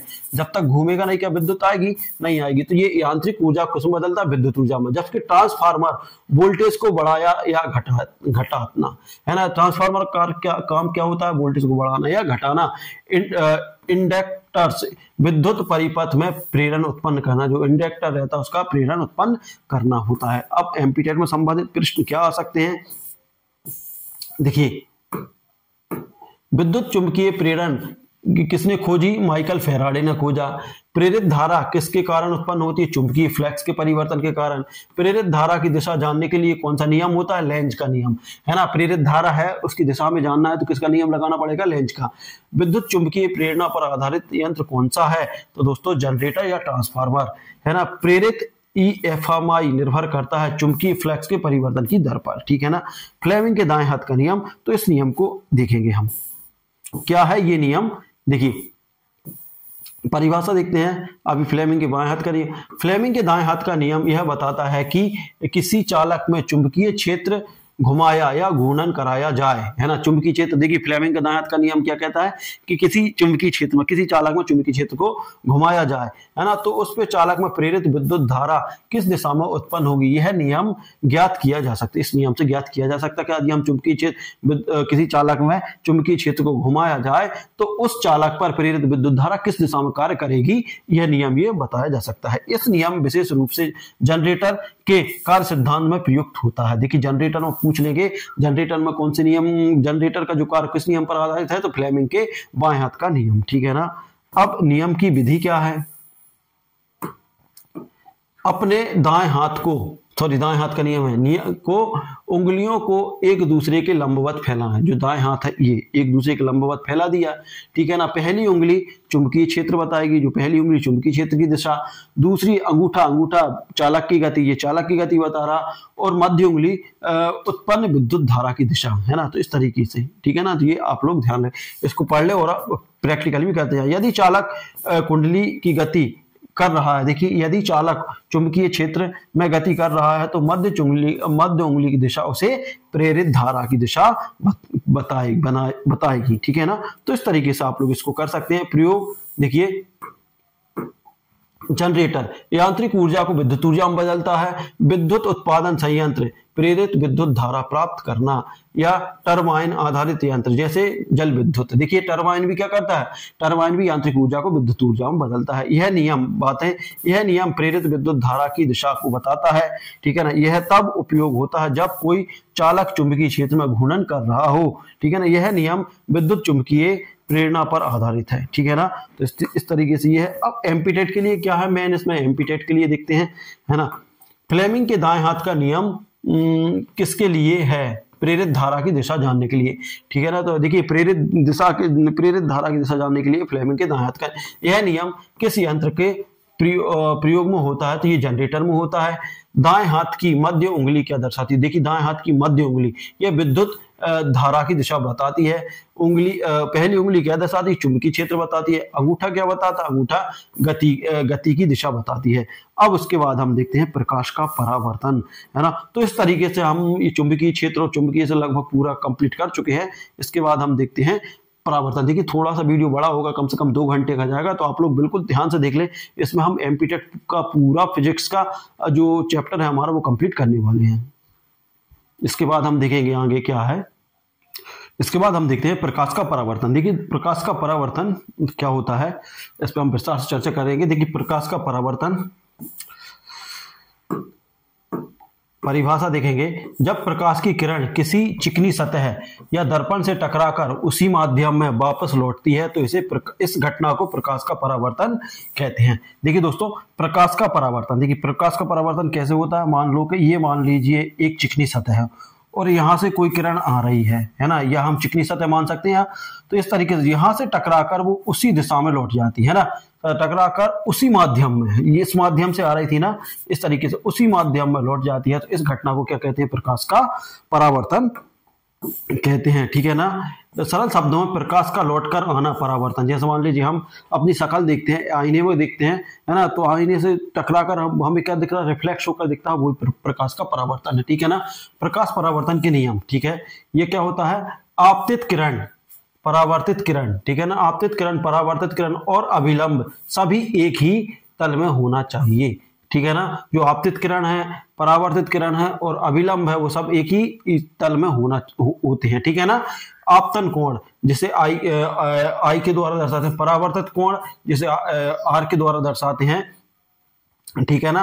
आपतन कोण और परावर्तन कोण का मान बराबर होता है, ठीक है। अब मुख्य शब्द सतह, मुख्य परावर्तक सतह,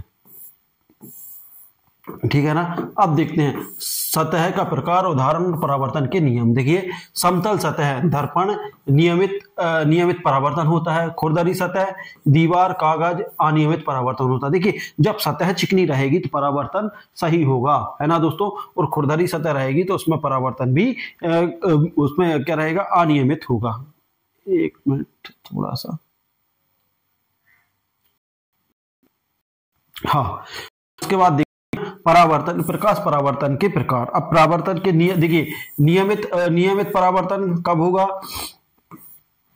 समतल चमकदार सतह से एक दिशा में परावर्तन होता है, जबकि अनियमित परावर्तन कब होता है, खुरदरी सतह से सभी दिशाओं में परावर्तन होता है। ठीक है ना, तो ये आप लोग समझते है ना। प्रमुख शब्दावली या शब्द और अर्थ, है ना, ये देखेंगे। आपतित किरण, आपतित जो किरण सतह से टकराती है, जैसे मान लीजिए सतह है तो इससे जो किरण टकरा रही है वो आपतित किरण होती है। ठीक है ना। परावर्तित किरण जो सतह से लौटकर चली जाती है। अब यहां से देखिए, यहां से टकराई और लौटकर इसी मार्ग में आ गई तो ये परावर्तित किरण हो जाता है। अभिलंब, आपतन बिंदु पर सतह पर खींची गई लंब। देखिए आपतन बिंदु है, यहां पर मैं इस तरीके का एक लंब खींच दूं, है ना, और उसके बाद है आपतन कोण। आपतन कोण ये रहेगा जो आने के टाइम बन रहा है, ये वाला आपतन कोण है ना, ये आपतन कोण है, और यही परावर्तन आपतन कोण। ठीक है ना, नहीं सॉरी, यहां पर थोड़ा सा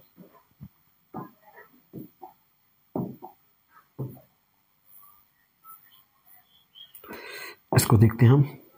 ये तो ये लंब है ना दोस्तों, ये क्या है, आपतन लंब। ये हमने जहां से टकरा रही है वहां पर एक लंब खींच दिया, ये लंब सीधा रहेगा, है ना, तो ये कोण बन गया, ये आपतन कोण बन गया। और उसके बाद परावर्तित किरण और अभिलंब के बीच का कोण, देखिए ये आपतन कोण का हो गया और ये परावर्तन के कोण, तो दोनों मान ये हो गए। ठीक है ना, ये IR होता है और ये R होता है। ठीक है ना।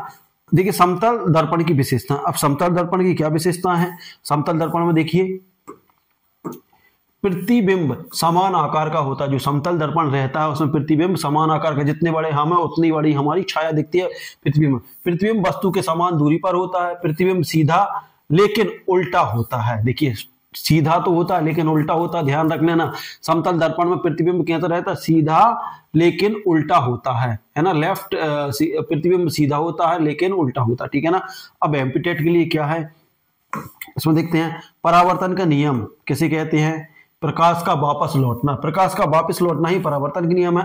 कोण I और कोण R के बीच क्या संबंध है, कोण I बराबर कोण R होता है कब, प्रकाश के परावर्तन में। समतल दर्पण कैसा प्रतिबिंब बनाता है, सीधा समदर्शी उल्टा। देखिए कैसा प्रतिबिंब बनाता है, देखिए सीधा बनाता है, समदर्शी बनाएगा लेकिन उल्टा रहेगा ये। ठीक है ना। जैसे हम देखिए, अब हम कैसे बात करेंगे, देखिए ये एक दर्पण है, एक आदमी खड़ा है, मान लो ये आदमी है इस तरीके से, है ना, तो ये इसमें देखेगा तो आदमी किस तरीके से दिखेगा, आप ध्यान से देखना, उसका दायां हाथ बाएं ओर हो जाएगा, बायां हाथ दाएं ओर हो जाएगा, ये इसका वो हो जाता है। ठीक है ना। उसके बाद नियमित परावर्तन किस सतह पर होता है, तो चिकनी और चमकदार सतह पर होता है। अब गोलीय दर्पण की बात आती है। देखिए हम यहाँ पर सारे दर्पण कंप्लीट करने वाले हैं। परिभाषा, जिस दर्पण की परावर्तन सतह किसी गोलीय भाग की होती है उसे गोलीय दर्पण कहते हैं। देखिए गोलीय दर्पण कैसा रहेगा, इस तरीके का रहता है। ठीक है ना। गोलीय दर्पण दो प्रकार के होते हैं, एक अवतल होता है, एक उत्तल। परावर्तन सतह अंदर की ओर हो, है ना, गोलाई अंदर की ओर। ठीक है ना। तो इस तरीके से ये दर्पण, जो परावर्तन सतह जो रहता है कहाँ रहता है, अंदर की ओर है। ये सॉरी, यहां पर हम बात करते हैं, देखिए ये होता है, ये अवतल दर्पण होता है, मतलब इस ओर इसमें पॉलिश होता है और सतह कैसी रहती है, देखिए अंदर की ओर। परावर्तन सतह कहाँ, अंदर की ओर हो। यहां से सतह, जैसे मान लो हम यहां से देख रहे हैं तो यहां से टकरा के आएगा, है ना, गोलाई के अंदर की ओर हो। जबकि उत्तल दर्पण क्या है, परावर्तन बाहरी ओर हो। परावर्तन कहाँ हो, उत्तल दर्पण में इस तरीके का, है ना, यहाँ पर पॉलिश होगा और यहां से क्या होगा, टकराए। ठीक है ना, बाहर की ओर होता है। अब मुख्य अवतल, है ना, ध्रुव जिसे पोल बोलते हैं, दर्पण का मध्य बिंदु होता है। ठीक है ना। इसके बाद बात करते हैं केंद्र। देखिए अब ये जरूर याद रख लेना, यहां से क्वेश्चन आता है, नाम विवरण। केंद्र, केंद्र क्या होता है? गोलीय दर्पण का जिसमें दर्पण बनता है, ठीक है ना, गोले का केंद्र जिससे दर्पण बनता है, ठीक है ना। अक्ष, अक्ष क्या होता है? ध्रुव और केंद्र को जोड़ता है, ठीक है ना, जोड़ने वाली रेखा, जो ध्रुव और केंद्र को जोड़ने वाली रेखा क्या बोलते हैं? अक्ष बोलते हैं। फोकस, फोकस क्या होता है? परावर्तित किरण जिस पर बिंदु मिलती या प्रतीत होता है, बिंदु मिलती या प्रतीत होता है तो फोकस कहते हैं। फोकस दूरी क्या कहलाती है? एफ और पी के बीच की दूरी को फोकस दूरी कहते हैं। त्रिज्या क्या कहलाती है? सी और के बीच की दूरी, ठीक है ना। तो यहाँ पर इसका है इस तरीके से, एफ बराबर क्या होता है? एफ बराबर 2 एफ बराबर आर, एफ बराबर क्या होता है? R2F, इस तरीके का ये इसका संबंध रहता है। दर्पण सूत्र है, तो दर्पण सूत्र देखिए, दर्पण सूत्र आप लोग ध्यान देख ले। देखिए इसके लिए ये थोड़ा सा मिसप्रिंट हो गया, ये आप लोग यहां पर मिसप्रिंट है ये, देखो ये क्या होता है? ये दर्पण सूत्र है। दर्पण सूत्र क्या होता है? 1/F बराबर है ना 1/V प्लस 1/U होता है। ये दर्पण सूत्र ये है, इसको याद रख लें आप। दर्पण सूत्र, इसको क्या बोलते हैं? दर्पण क्या बोलते हैं इसको बोलेंगे हम दर्पण सूत्र। क्या बोलेंगे?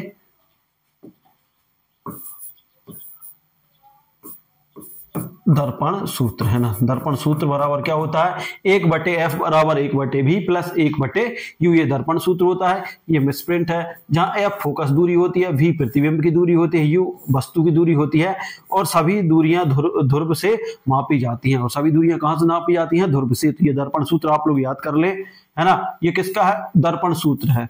अब उत्तल दर्पण, उत्तल दर्पण का उपयोग देखिए, अवतल दर्पण का उपयोग जरूर याद कर ले, यहां से और कुछ नहीं पूछा जाएगा। दर्पण सूत्र पूछ सकते हैं और इनको उपयोग पूछ सकते। उपयोग, सेविंग दर्पण, जो सेविंग करते हैं उसमें दर्पण संवर्धित प्रतिबिंब देता है। कौन सा? संवर्धित, मतलब समान, जितना अपना है उतना ही बड़ा समान देगा। सूर्य ऊर्जा केंद्रित करने में प्रकाश को एक बिंदु पर फोकस करता है ना।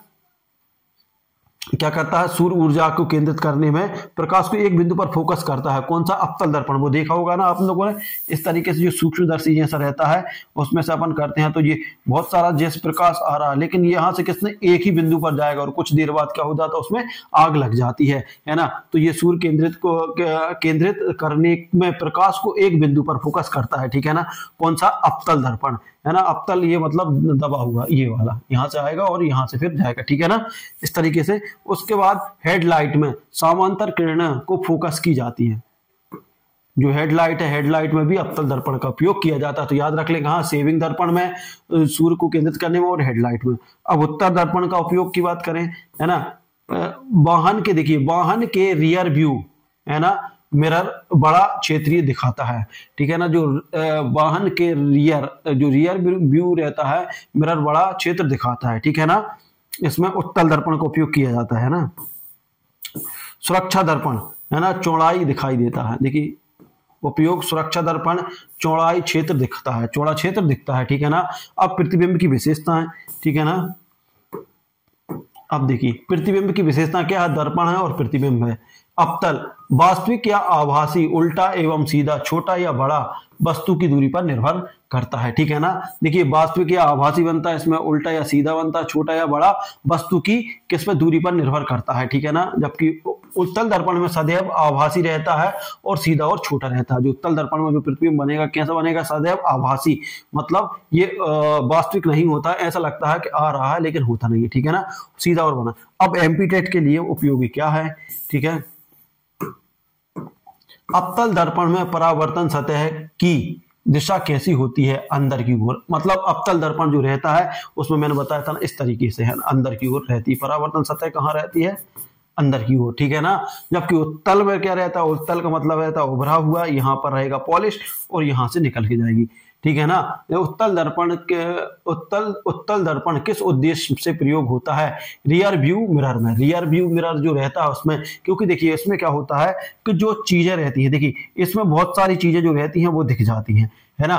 तो बहुत सारी चीजें देखने के लिए रियर व्यू में उसका उपयोग किया जाता है, जैसे गाड़ी और मोटरसाइकिल के मिरर में, ठीक है ना। दर्पण सूत्र क्या है?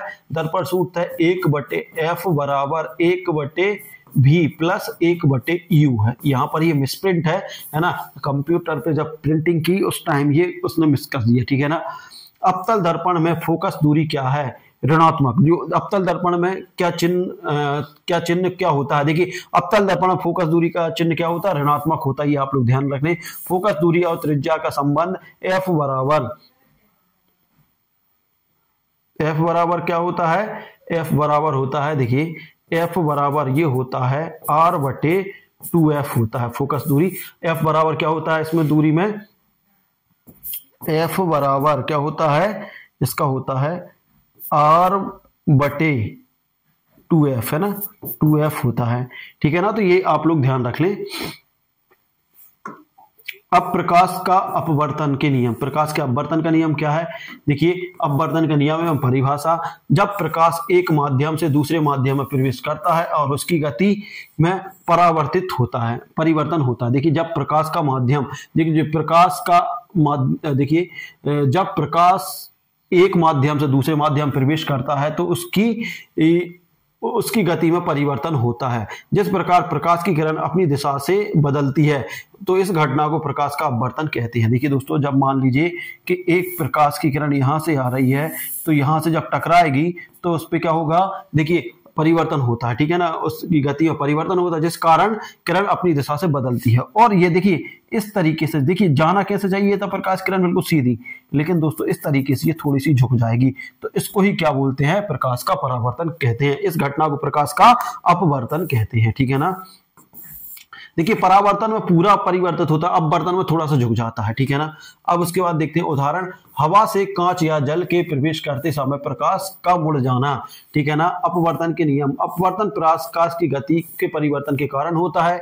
अलग अलग माध्यमों में प्रकाश की गति अलग अलग, जैसे देखिए वायु में, यदि वायु की बात करें, फिर जल, देखिए वायु में सबसे ज्यादा परावर्तन होता है, फिर कांच में होता है उसके बाद, है ना, उसके बाद कांच, ठीक है ना।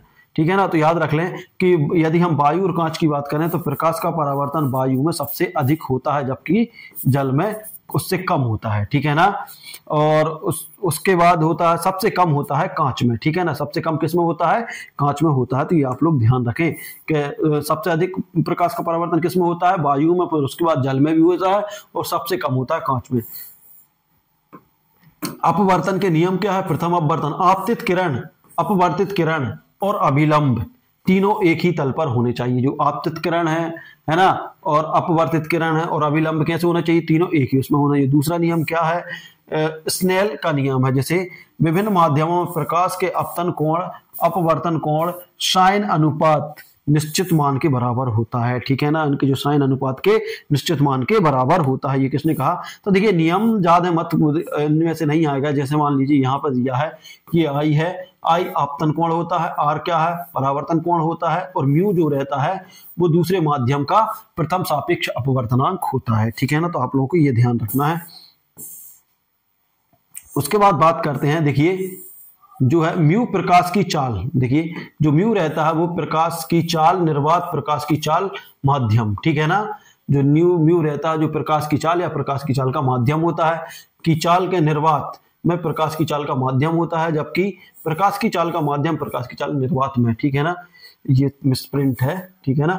यदि कोई माध्यम प्रकाश में अधिक मुड़ता है तो उसका अपवर्तनांक अधिक होता है। देखिए यदि कोई माध्यम प्रकाश को अधिक मोड़ता है तो उसका मतलब है कि उसका अपवर्तनांक अधिक होता है, ठीक है ना। ये आप ध्यान रखें। वायु, देखो मुख्य बिंदु क्या है? मुख्य बिंदु देखने वाले हम। प्रकाश विरल से सघन माध्यम में जाए तो अभिलंब की ओर मुड़ती है। देखिए जब विरल माध्यम से सघन माध्यम की ओर जाए तो ये अभिलंब की ओर मुड़ती है। जब प्रकाश सघन माध्यम से विरल माध्यम में जाए तो अभिलंब से दूर जाती है ना। सघन से यदि विरल में जा रही तो अभिलंब से दूर जाती है, ठीक है ना। अपवर्तन के उदाहरण क्या है? जल में तिरती या तिनकी का टूटा हुआ दिखाई देता है। देखिए जो जल रहता है, यदि मान लो ये इस तरीके अपन ने जल भर दिया एक कांच में, है ना, इस तरीके कांच के गिलास में जल भर दिया, तो हम यदि मान लो यहाँ पर एक कुछ डालते हैं, जैसे लकड़ी का टुकड़ा डालते हैं, तो लकड़ी का टुकड़ा हमें ऐसा लगता है कि टूटा गया है है ना, तो ये इस तरीके से मुड़ जाता है ना। तो ये प्रकाश के अपवर्तन के कारण ही होता है, ठीक है ना। चम्मच का जल में टेढ़ा दिखना, देखिए चम्मच का जब चम्मच डालते हैं तो वो भी टेढ़ा दिखता है, या जल में तिरती या तिनकी का टुकड़ा, जो तिनका रहता है टूटा हुआ दिखाई देता है, ठीक है। प्रिज्म में प्रकाश का झुकाव, जो प्रिज्म रहता है उसमें प्रकाश का झुकाव, लेंसों में अपवर्तन, ये सारे किसके हैं, अपवर्तन के उदाहरण हैं। एमपीटेट के लिए क्या आ सकता है, देखिए एमपीटेट के लिए आ सकता है अपवर्तन किस कारण होता है, माध्यम में प्रकाश की गति में परिवर्तन, जो कि माध्यम में प्रकाश की गति कारण ही परावर्तन होता है। स्नेल का नियम बताता है कि साइन थीटा है ना बराबर म्यू, ठीक है ना, साइन के बराबर म्यू होता है, ठीक है। यदि प्रकाश विरल से सघन माध्यम में जाए तो क्या होता है, किरण अभिलंब की ओर झुकती है, किरण कहाँ झुकती है, अभिलंब की ओर झुक जाती है। अपवर्तनांक सूत्र क्या है, म्यू बराबर सी भी, है ना, ये भी मिसप्रिंट है, इसको मैं दोबारा लिखवाऊंगा। कौन सा यंत्र प्रकाश के अपवर्तन पर आधारित है, तो लेंस जो है प्रकाश के अपवर्तन पर आधारित है, ठीक है। इसके बाद आता है पूर्ण आंतरिक परावर्तन। क्या है पूर्ण आंतरिक परावर्तन, तो पूर्ण आंतरिक परावर्तन क्या होता है, इसकी परिभाषा देखेंगे।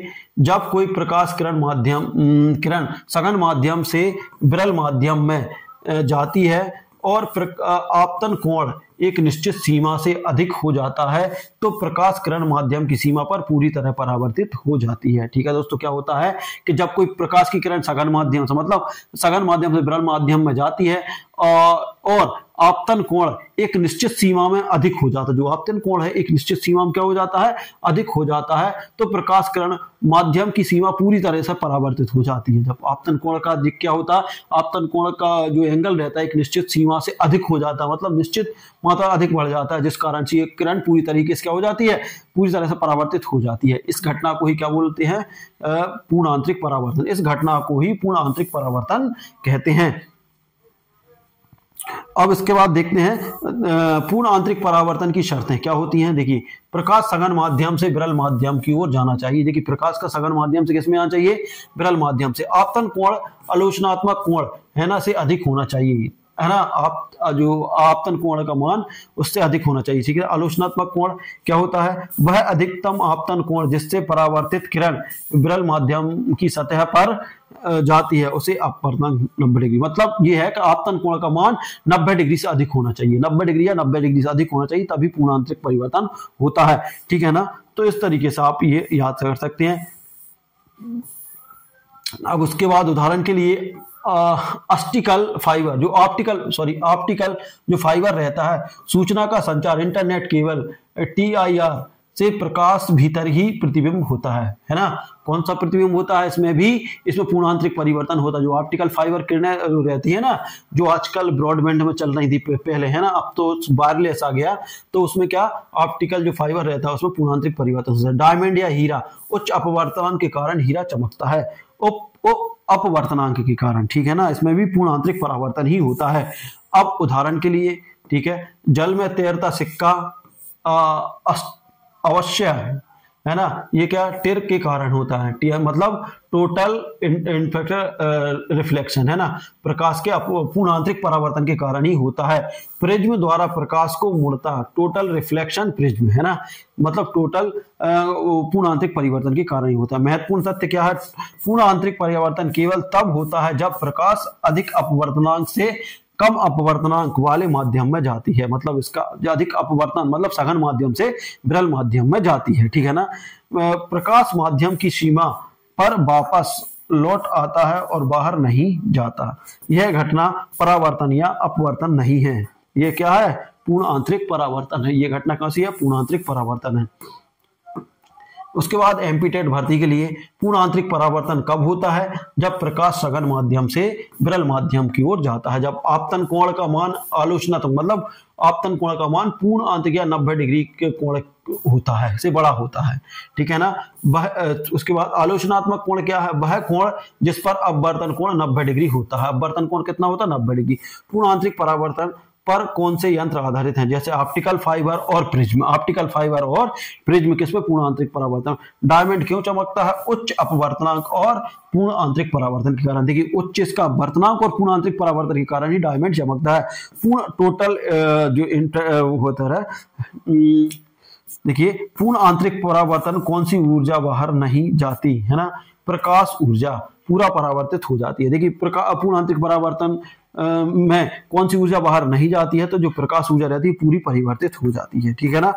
प्रकाशीय तंतु, अब देखते हैं प्रकाशीय तंतु क्या होता है। परिभाषा, प्रकाशीय तंतु एक अत्यंत पतली पारदर्शी कांच या प्लास्टिक की नली होती है जो प्रकाश संकेतों को एक स्थान से दूसरे स्थान तक पूर्ण आंतरिक परावर्तन है ना के सिद्धांत पर ले जाती है, ठीक है ना दोस्तों। क्या है प्रकाशीय तंतु? एक क्या होती है? एक अत्यंत पतली और पारदर्शी कांच या प्लास्टिक की नली होती है जो प्रकाश संकेतों को एक स्थान से दूसरे स्थान तक पूर्ण आंतरिक परावर्तन के सिद्धांत पर ले जाती है। इसे बोलते हैं प्रकाशीय तंतु बोलते हैं, ठीक है ना। तो देखिए सिद्धांत नहीं आएंगे लेकिन इनमें उपयोग वाले जैसे, अब इसका उपयोग कहाँ हो जाता है? प्रकाश, इसका उपयोग सूचना संचार चिकित्सकीय उद्योग में होता है। क्वेश्चन पूछ लेंगे सूचना तंतु का उपयोग कहाँ होता है? सूचना संचार या चिकित्सकीय उसमें। संरचना, कोर मतलब कांच या प्लास्टिक से बना मुख्य भाग, यहाँ से प्रकाश गुजरता है ना, जिसे हम केबल बोलते हैं ना। इसका अपवर्तनांक अधिक होता है। क्लैडिंग मतलब कोर को घेरे रखता है, घेरे रहती है ना। क्या रहती है? कोर क्या रहती है? घेरे रहती है। इसका अपवर्तनांक कोर से कम होता है। पूर्ण आंतरिक परावर्तन सुनिश्चित करती है। TIR मतलब टोटल इंटरेक्शन रिफ्लेक्शन होता है जो भी है। आउटर जैक बाहरी आवरण होता है। तंतु को यांत्रिक क्षति और नमी से बचाता है, ठीक है ना। कार्य या सिद्धांत की बात करें, प्रकाश को कोर में इस प्रकार प्रवेश कराया जाता है कि वह आलोचनात्मक मतलब 90 डिग्री कोण से अधिक कोण पर हो, ठीक है ना, जिससे वह पूर्ण आंतरिक परावर्तन के कारण बार बार बिंबित होकर आगे बढ़ता है, ठीक है ना। उपयोग कहाँ होगा? कोर का उपयोग कहाँ होगा? देखिए इसका उपयोग होगा प्रकाशीय कोर का संचार, इंटरनेट, ब्रॉडबैंड, टेलीकॉम में, है ना। उसकी बात कर रहा है, केबल की बात, है ना, ठीक है ना। चिकित्सकीय एंडोस्कोपी में शरीर के भीतर देखने के लिए, उद्योग, सेंसर और लेजर उपकरण में, यातायात संकेत प्रणाली में, तो इसमें प्रकाशीय तंतु का उपयोग किया जाता है। तो ये आप लोग नोट करते जाएं। उसके बाद है उच्च गति। देखिए उच्च गति पर डेटा ट्रांसफर में इसका उपयोग विद्युत चुंबकीय रुकावट से मुक्त, लंबी दूरी पर भी डेटा की क्षति नहीं, हल्का और पतला होता है। अब एम्पीटेट का में क्या आएगा? यहाँ से प्रकाशीय तंतु का सिद्धांत या ना किस पे आधारित है? पूर्ण आंतरिक परावर्तन पर। प्रकाशीय तंतु का मुख्य भाग क्या कहलाता है? इसे कोर कहते हैं, ठीक है ना। चिकित्सकीय प्रकाश की तंतु का कौन सा उपयोग होता है? एंडोस्कोपी में, ठीक है। प्रकाशीय तंतु कोर और क्लैडिंग का अपवर्तनांक संबंध कैसा है? कोर और क्लैडिंग, पहले कोर बड़ा है क्लैडिंग से, है ना। प्रकाश तंतु का उपयोग किस क्षेत्र में नहीं होता? तो बैटरी निर्माण में नहीं होता, ठीक है ना, बैटरी निर्माण में नहीं होता। बाकी जो सूचना संबंधित चीजें उसमें सभी में होता। याद रखने योग्य सूत्र क्या है? याद रखने योग्य TIR प्रकाशीय तंतु का आधार है, प्रकाश बिना खोए लंबी दूरी तक तय करता है ना। TIR मतलब पूर्ण आंतरिक परावर्तन, है ना। कहीं प्रकाशीय तंतु का आधार है। इंटरनेट की रीढ़ की यह तकनीक ऑप्टिकल फाइबर, इंटरनेट की रीढ़ या बैकबोन तकनीक कौन सी है? ऑप्टिकल फाइबर है। लेंस सूत्र, है ना, लेंस सूत्र की परिभाषा, अब देखिए लेंस सूत्र हमने अभी देखा था, 1/f बराबर 1/v प्लस 1/u। लेंस सूत्र क्या है? लेंस सूत्र वह गति या संबंध है जो वस्तु की u, है ना, वस्तु की दूरी u होती है, प्रतिबिंब की दूरी v होती है और लेंस की फोकस दूरी f के बीच संबंध बताता है। यह सूत्र उत्तल अपतल दोनों लेंसों को लागू होती है। लेंस सूत्र, है ना, तो लेंस सूत्र देख लेंगे हम, वही अभ्याल हमने देखे थे। लेंस सूत्र में यहाँ पे नोट करवा दे रहा हूँ आप लोगों को। लेंस सूत्र क्या है? 1/f बराबर 1/u, u माइनस 1/v, ठीक है ना। 1/v बराबर 1/u, ये होता है लेंस सूत्र। जहां देखिए f क्या है? लेंस की फोकस दूरी है, v क्या है? प्रतिबिंब की दूरी है और u क्या है? वस्तु की दूरी है। सभी दूरी लेंस के केंद्र से मापी जाती है। जो लेंस का केंद्र है वहां से ये दूरी नापी जाती है। मतलब यदि मान लो लेंस है इस तरीका, तो यहाँ जो है केंद्र है, यहाँ से दूरियां नापी जाती है, ठीक है ना। अब उसके बाद चिन्ह एवं परस्पर, वस्तु की दूरी, देखिए वस्तु की दूरी u होती है, कभी नहीं, धनात्मक कभी नहीं होती, सदा ऋणात्मक होती है। प्रतिबिंब की दूरी दाईं ओर, है ना, ये हमेशा कैसे होती है, बाईं ओर। देखिए धनात्मक होती है दाईं ओर और बाईं ओर होती है ऋणात्मक होती है। फोकस दूरी उत्तल लेंस या अपतल लेंस होता है। तो देखिए इतना कुछ नहीं पूछेंगे। अब देखिए प्रतिबिंब की स्थिति ज्ञात करने के लिए फोकस दूरी देखिए लेंस सूत्र का उपयोग कब किया जाता है, प्रतिबिंब की स्थिति ज्ञात करने के लिए, जो प्रतिबिंब है उसकी स्थिति ज्ञात करने के लिए किया जाता है, फोकस दूरी निकालने के लिए, और उसके बाद प्रतिबिंब के लिए प्रतिबिंब के प्रकार या वास्तविक आभासी जानने के लिए इसका उपयोग किया जाता है। अब उसके बाद बात देखते हैं दोस्तों वास्तविक जीवन में उपयोग। देखो चश्मा दृष्टि सुधार में, है ना, अपवर्धन लेंस में, कैमरा लेंस में, सूक्ष्मदर्शी में या दूरदर्शी में इसका उपयोग किया जाता है, ठीक है ना। उसके बाद देखते हैं प्रश्न। देखिए लेंस सूत्र क्या है दोस्तों, अब भी बताया 1/f बराबर 1/v माइनस 1/u, ये होता है लेंस सूत्र होता है, ठीक है ना। जहां f क्या फोकस दूरी, v क्या है अंतिम दूरी, और ये है प्रतिबिंब की प्रथम दूरी होती है, ठीक है ना। उसके बाद लेंस फोकस दूरी धनात्मक कब होगी, उत्तल लेंस के लिए जो फोकस दूरी रहती है वो कब रहती है, उत्तल लेंस के लिए धनात्मक होती है। अपतल लेंस के लिए फोकस दूरी कैसी होती है, ये ऋणात्मक होती है। ये क्वेश्चन ध्यान रख लेना थोड़ा थोड़ा, है ना। वस्तु दूरी का मान कैसा होता है, हमेशा ऋणात्मक। जो वस्तु की दूरी रहती है उसका मान कैसा रहता है, हमेशा ऋणात्मक। लेंस सूत्र का उपयोग किसके लिए है ना, तो प्रतिबिंब की दूरी या फोकस दूरी ज्ञात करने के लिए। लेंस सूत्र का उपयोग किसके लिए है, प्रतिबिंब की दूरी या फिर फोकस दूरी के लिए इसका उपयोग किया जाता है। उसके बाद हम देखते हैं, देखिए लेंस की क्षमता, ठीक है। अब लेंस की क्षमता की बात करते हैं। परिभाषा, किसी लेंस को प्रकाश किरणों को अपवर्तित कर फोकस पर लाने की क्षमता को उस लेंस की क्षमता कहते हैं, क्षमता कहा जाता है। देखिए किसी लेंस की प्रकाश की किरणों को, है ना, प्रकाश की जो किरणें हैं वो अपवर्तित कर, है ना, अपवर्तित कर फोकस पर लाने के लिए, जैसे मान लो ये प्रकाश, जैसे मान लो ये है, अब प्रकाश की किरणें हैं, इनको क्या करता है वो अपवर्तन करके फोकस पर लाने पर, इस तरीके से मतलब अपवर्तित कर फोकस पर, यहां पर लाने की क्षमता को क्या बोलते हैं, लेंस की क्षमता कहा जाता है। ये आप लोग समझ गए होंगे। जैसे मान लो ये है, ये अपना लेंस है, अब प्रकाश यहां से भी आ रहा है, यहां से भी आ रहा है, यहां से भी आ रहा है, यहां से, लेकिन दोस्तों यहां से जब वो यहां आएगा तो यहां से किस तरीके से निकाल रहा है वो उसकी क्षमता होती है, ठीक है ना। सरल भाषा में लेंस की क्षमता यह बताती है कि प्रकाश को कितना मुड़ सकता है, प्रकाश कितना मुड़ सकता है, ये बताती है ना। लेंस की क्षमता का सूत्र क्या है, डायोप्टर में इसको नापा जाता है। P बराबर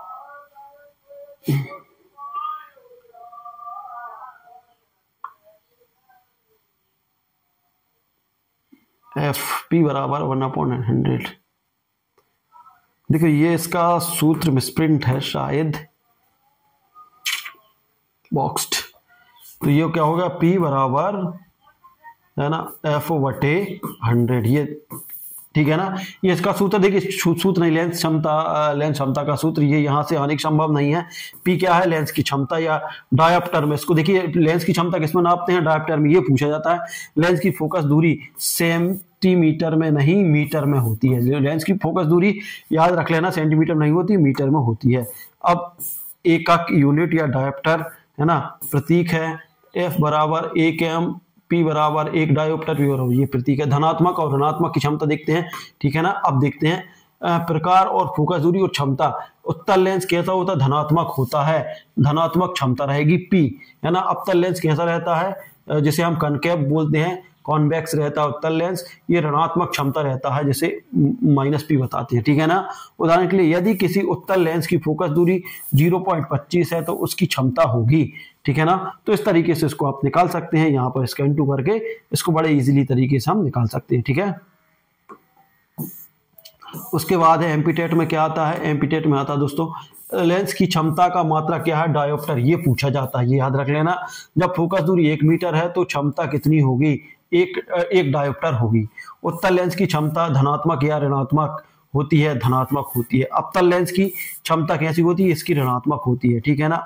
और क्षमता सूत्र क्या है, P बराबर, ये इसका सूत्र है, P बराबर, ये याद रख लेना, 100 × F होता है। ये सॉरी वहां पे माइनस था, है ना, वहां पे मिसप्रिंट हो गया था, है ना, यहाँ भी मिसप्रिंट है, उसमें कंफ्यूजन है, बल्कि P बराबर 100 × F होती है, ठीक है ना। अब ध्वनि तरंगे, ध्वनि तरंगे और देख लेते हैं। ध्वनि तरंगे क्या है? ध्वनि तरंगे क्या है? लगभग ये थोड़ा सा चैप्टर और बचा है। ध्वनि वह कंपन है जिससे हमारे कान पहचान सकते हैं। देखिए, ध्वनि वह कंपन है जिससे हमारे कान क्या करते हैं? पहचान सकते हैं। यह एक यांत्रिक तरंग है जो किसी माध्यम, है ना, वायु, जल, ठोस में ही चल सकती है। ये किसी एक माध्यम, किसी माध्यम में, जैसे वायु, जल या उसमें चल सकती है। इसके लिए माध्यम की आवश्यकता होती है। निर्वात में ध्वनि नहीं फैलती। देखिए दोस्तों, याद रख लेना, ध्वनि वह कंपन है जिससे हमारे कान पहचान सकते हैं। यह एक यांत्रिक तरंग है। यह एक यांत्रिक तरंग है जो किसी माध्यम जैसे वायु, जल या फिर ठोस में ही चल सकती है, निर्वात में नहीं चल सकती। तो ये क्वेश्चन याद रख लेना। यदि पूछा जाए कि ध्वनि का निर्वात में गमन होता है कि नहीं, तो नहीं होता। या ध्वनि किस माध्यम में नहीं चल सकती है, तो आप क्या पढ़ेंगे? निर्वात में। ध्वनि का प्रकार यांत्रिक ध्वनि या यांत्रिक तरंगे। माध्यम की आवश्यकता होती है। माध्यम की आवश्यकता होती है। ध्वनि एक यांत्रिक तरंग है, अनुदैर्ध्य तरंग है। देखिए क्या होता है? कणों का कंपन तरंग संचरण की दिशा में होता है। ध्वनि तरंग गैसों और तरलों में इसी प्रकार होती है। ठीक है ना। उसके बाद करते हैं ध्वनि की मुख्य विशेषता। ध्वनि की मुख्य विशेषता क्या है? विशेषता और विवरण। देखिए, आवृत्ति, 1 सेकेंड में उत्पन्न तरंगों की संख्या। आवृत्ति क्या होती है? 1 सेकेंड में जितनी तरंग उत्पन्न हो रही वो आवृत्ति होती है।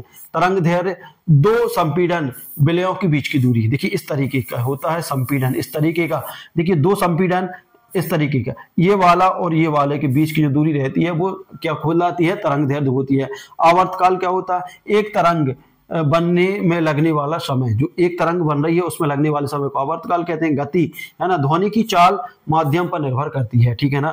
संबंध क्या बराबर? v बराबर f इंटू लैम्डा v, ये इसका संबंध होता है। ठीक है ना। ध्वनि की गति, है ना, ध्वनि की गति की बात करते हैं। देखिए, ध्वनि गति माध्यम गति। वायु में यदि टेम्परेचर कितना हो, 20 सेल्सियस हो, तो 343 मिनट पर सेकेंड, माइल्स, है ना, प्रति सेकेंड होता है ना, मीटर प्रति सेकेंड होता है। 300 मीटर प्रति सेकेंड, 343 मीटर प्रति सेकेंड। जल में 1500 मीटर प्रति सेकेंड होता है। ठीक है ना। और माध्यम और गति की बात, लोहा में 5000 मीटर प्रति सेकेंड होता है। ठीक है ना। ठोस में सबसे अधिक होता है, तरल में होता है, फिर गैस में होता है। ठीक है ना। तो याद रख लेना, ठोस में सबसे अधिक 5000 मीटर प्रति सेकेंड। ठीक है ना। अब ध्वनि से संबंधित प्रभाव। अब देखिए, ध्वनि से संबंधित प्रभाव। प्रतिध्वनि, ध्वनि का परावर्तन होकर वापस आना प्रतिध्वनि कहलाता है। अनुनाद, 2 वस्तुओं की समान आवृत्ति से ध्वनि का बनना। देखिए, 2 वस्तुओं की समान आवृत्ति से, 2 वस्तुएं उनकी समान आवृत्ति से बनने, ध्वनि का बढ़ना क्या कहलाता है? अनुनाद कहलाता है। श्रव्य ध्वनि, श्रव्य मतलब सुनने योग्य ध्वनि कितनी होती है? 20 हर्ट्ज से लेकर 20,000 हर्ट्ज तक मनुष्य के लिए, है ना। इससे ज्यादा रहेंगी तो नहीं सुन पाएगा। अब श्रव्य ध्वनि क्या होती है? अल्प श्रव्य मतलब 20,000 डेसिबल से 20 डेसिबल से, है ना, सीमा। उदाहरण के लिए हाथी या भूकंप। ठीक है ना। जो अल्प श्रव्य ध्वनि कहती रहती है, क्या रहती हैं? 20 हर्ट्ज से अधिक रहती हैं। और अति श्रव्य रहती हैं, जो रहती हैं 20,000 से कम। अपश्रव्य रहती हैं 20,000 से कम। चमगादड़ या सोनार जो रहता है। ठीक है ना। अल्प श्रव्य मतलब सबसे कम श्रव्य वाली रहती हैं, ये क्या रहती हैं? 20 हर्ट्ज से अधिक होती हैं, जैसे हाथी और भूकंप उदाहरण के लिए। और अति श्रव्य रहती हैं जो 20,000 से कम रहती हैं। अति श्रव्य 20,000 से कम रहती हैं। ठीक है ना। नहीं, अपश्रव्य रहती हैं 20 हर्ट्ज से अधिक, और अतिश्रव्य रहती हैं 20,000 से कम। ठीक है ना। हाँ, ठीक है। इसके बाद अब देखते हैं एमपीटेड शिक्षक भर्ती में संबंधित क्या आते हैं। देखिए, ध्वनि किस प्रकार की तरंग है? यांत्रिक या अनुदैर्ध्य तरंग है। क्या ध्वनि निर्वात में चल सकती है? बिल्कुल नहीं चल सकती, है ना। ध्वनि, वायु में ध्वनि की गति कितनी होती है? 343 मीटर पर सेकेंड, है ना, याद रख लेना। ठीक है ना। तरंग की गति का सूत्र क्या है? v बराबर f इंटू म्यू भी, है ना, म्यू भी, इसको म्यू बोलेंगे, सॉरी लैम्डा भी, है ना। v बराबर f इंटू लैम्डा भी। ठीक है ना।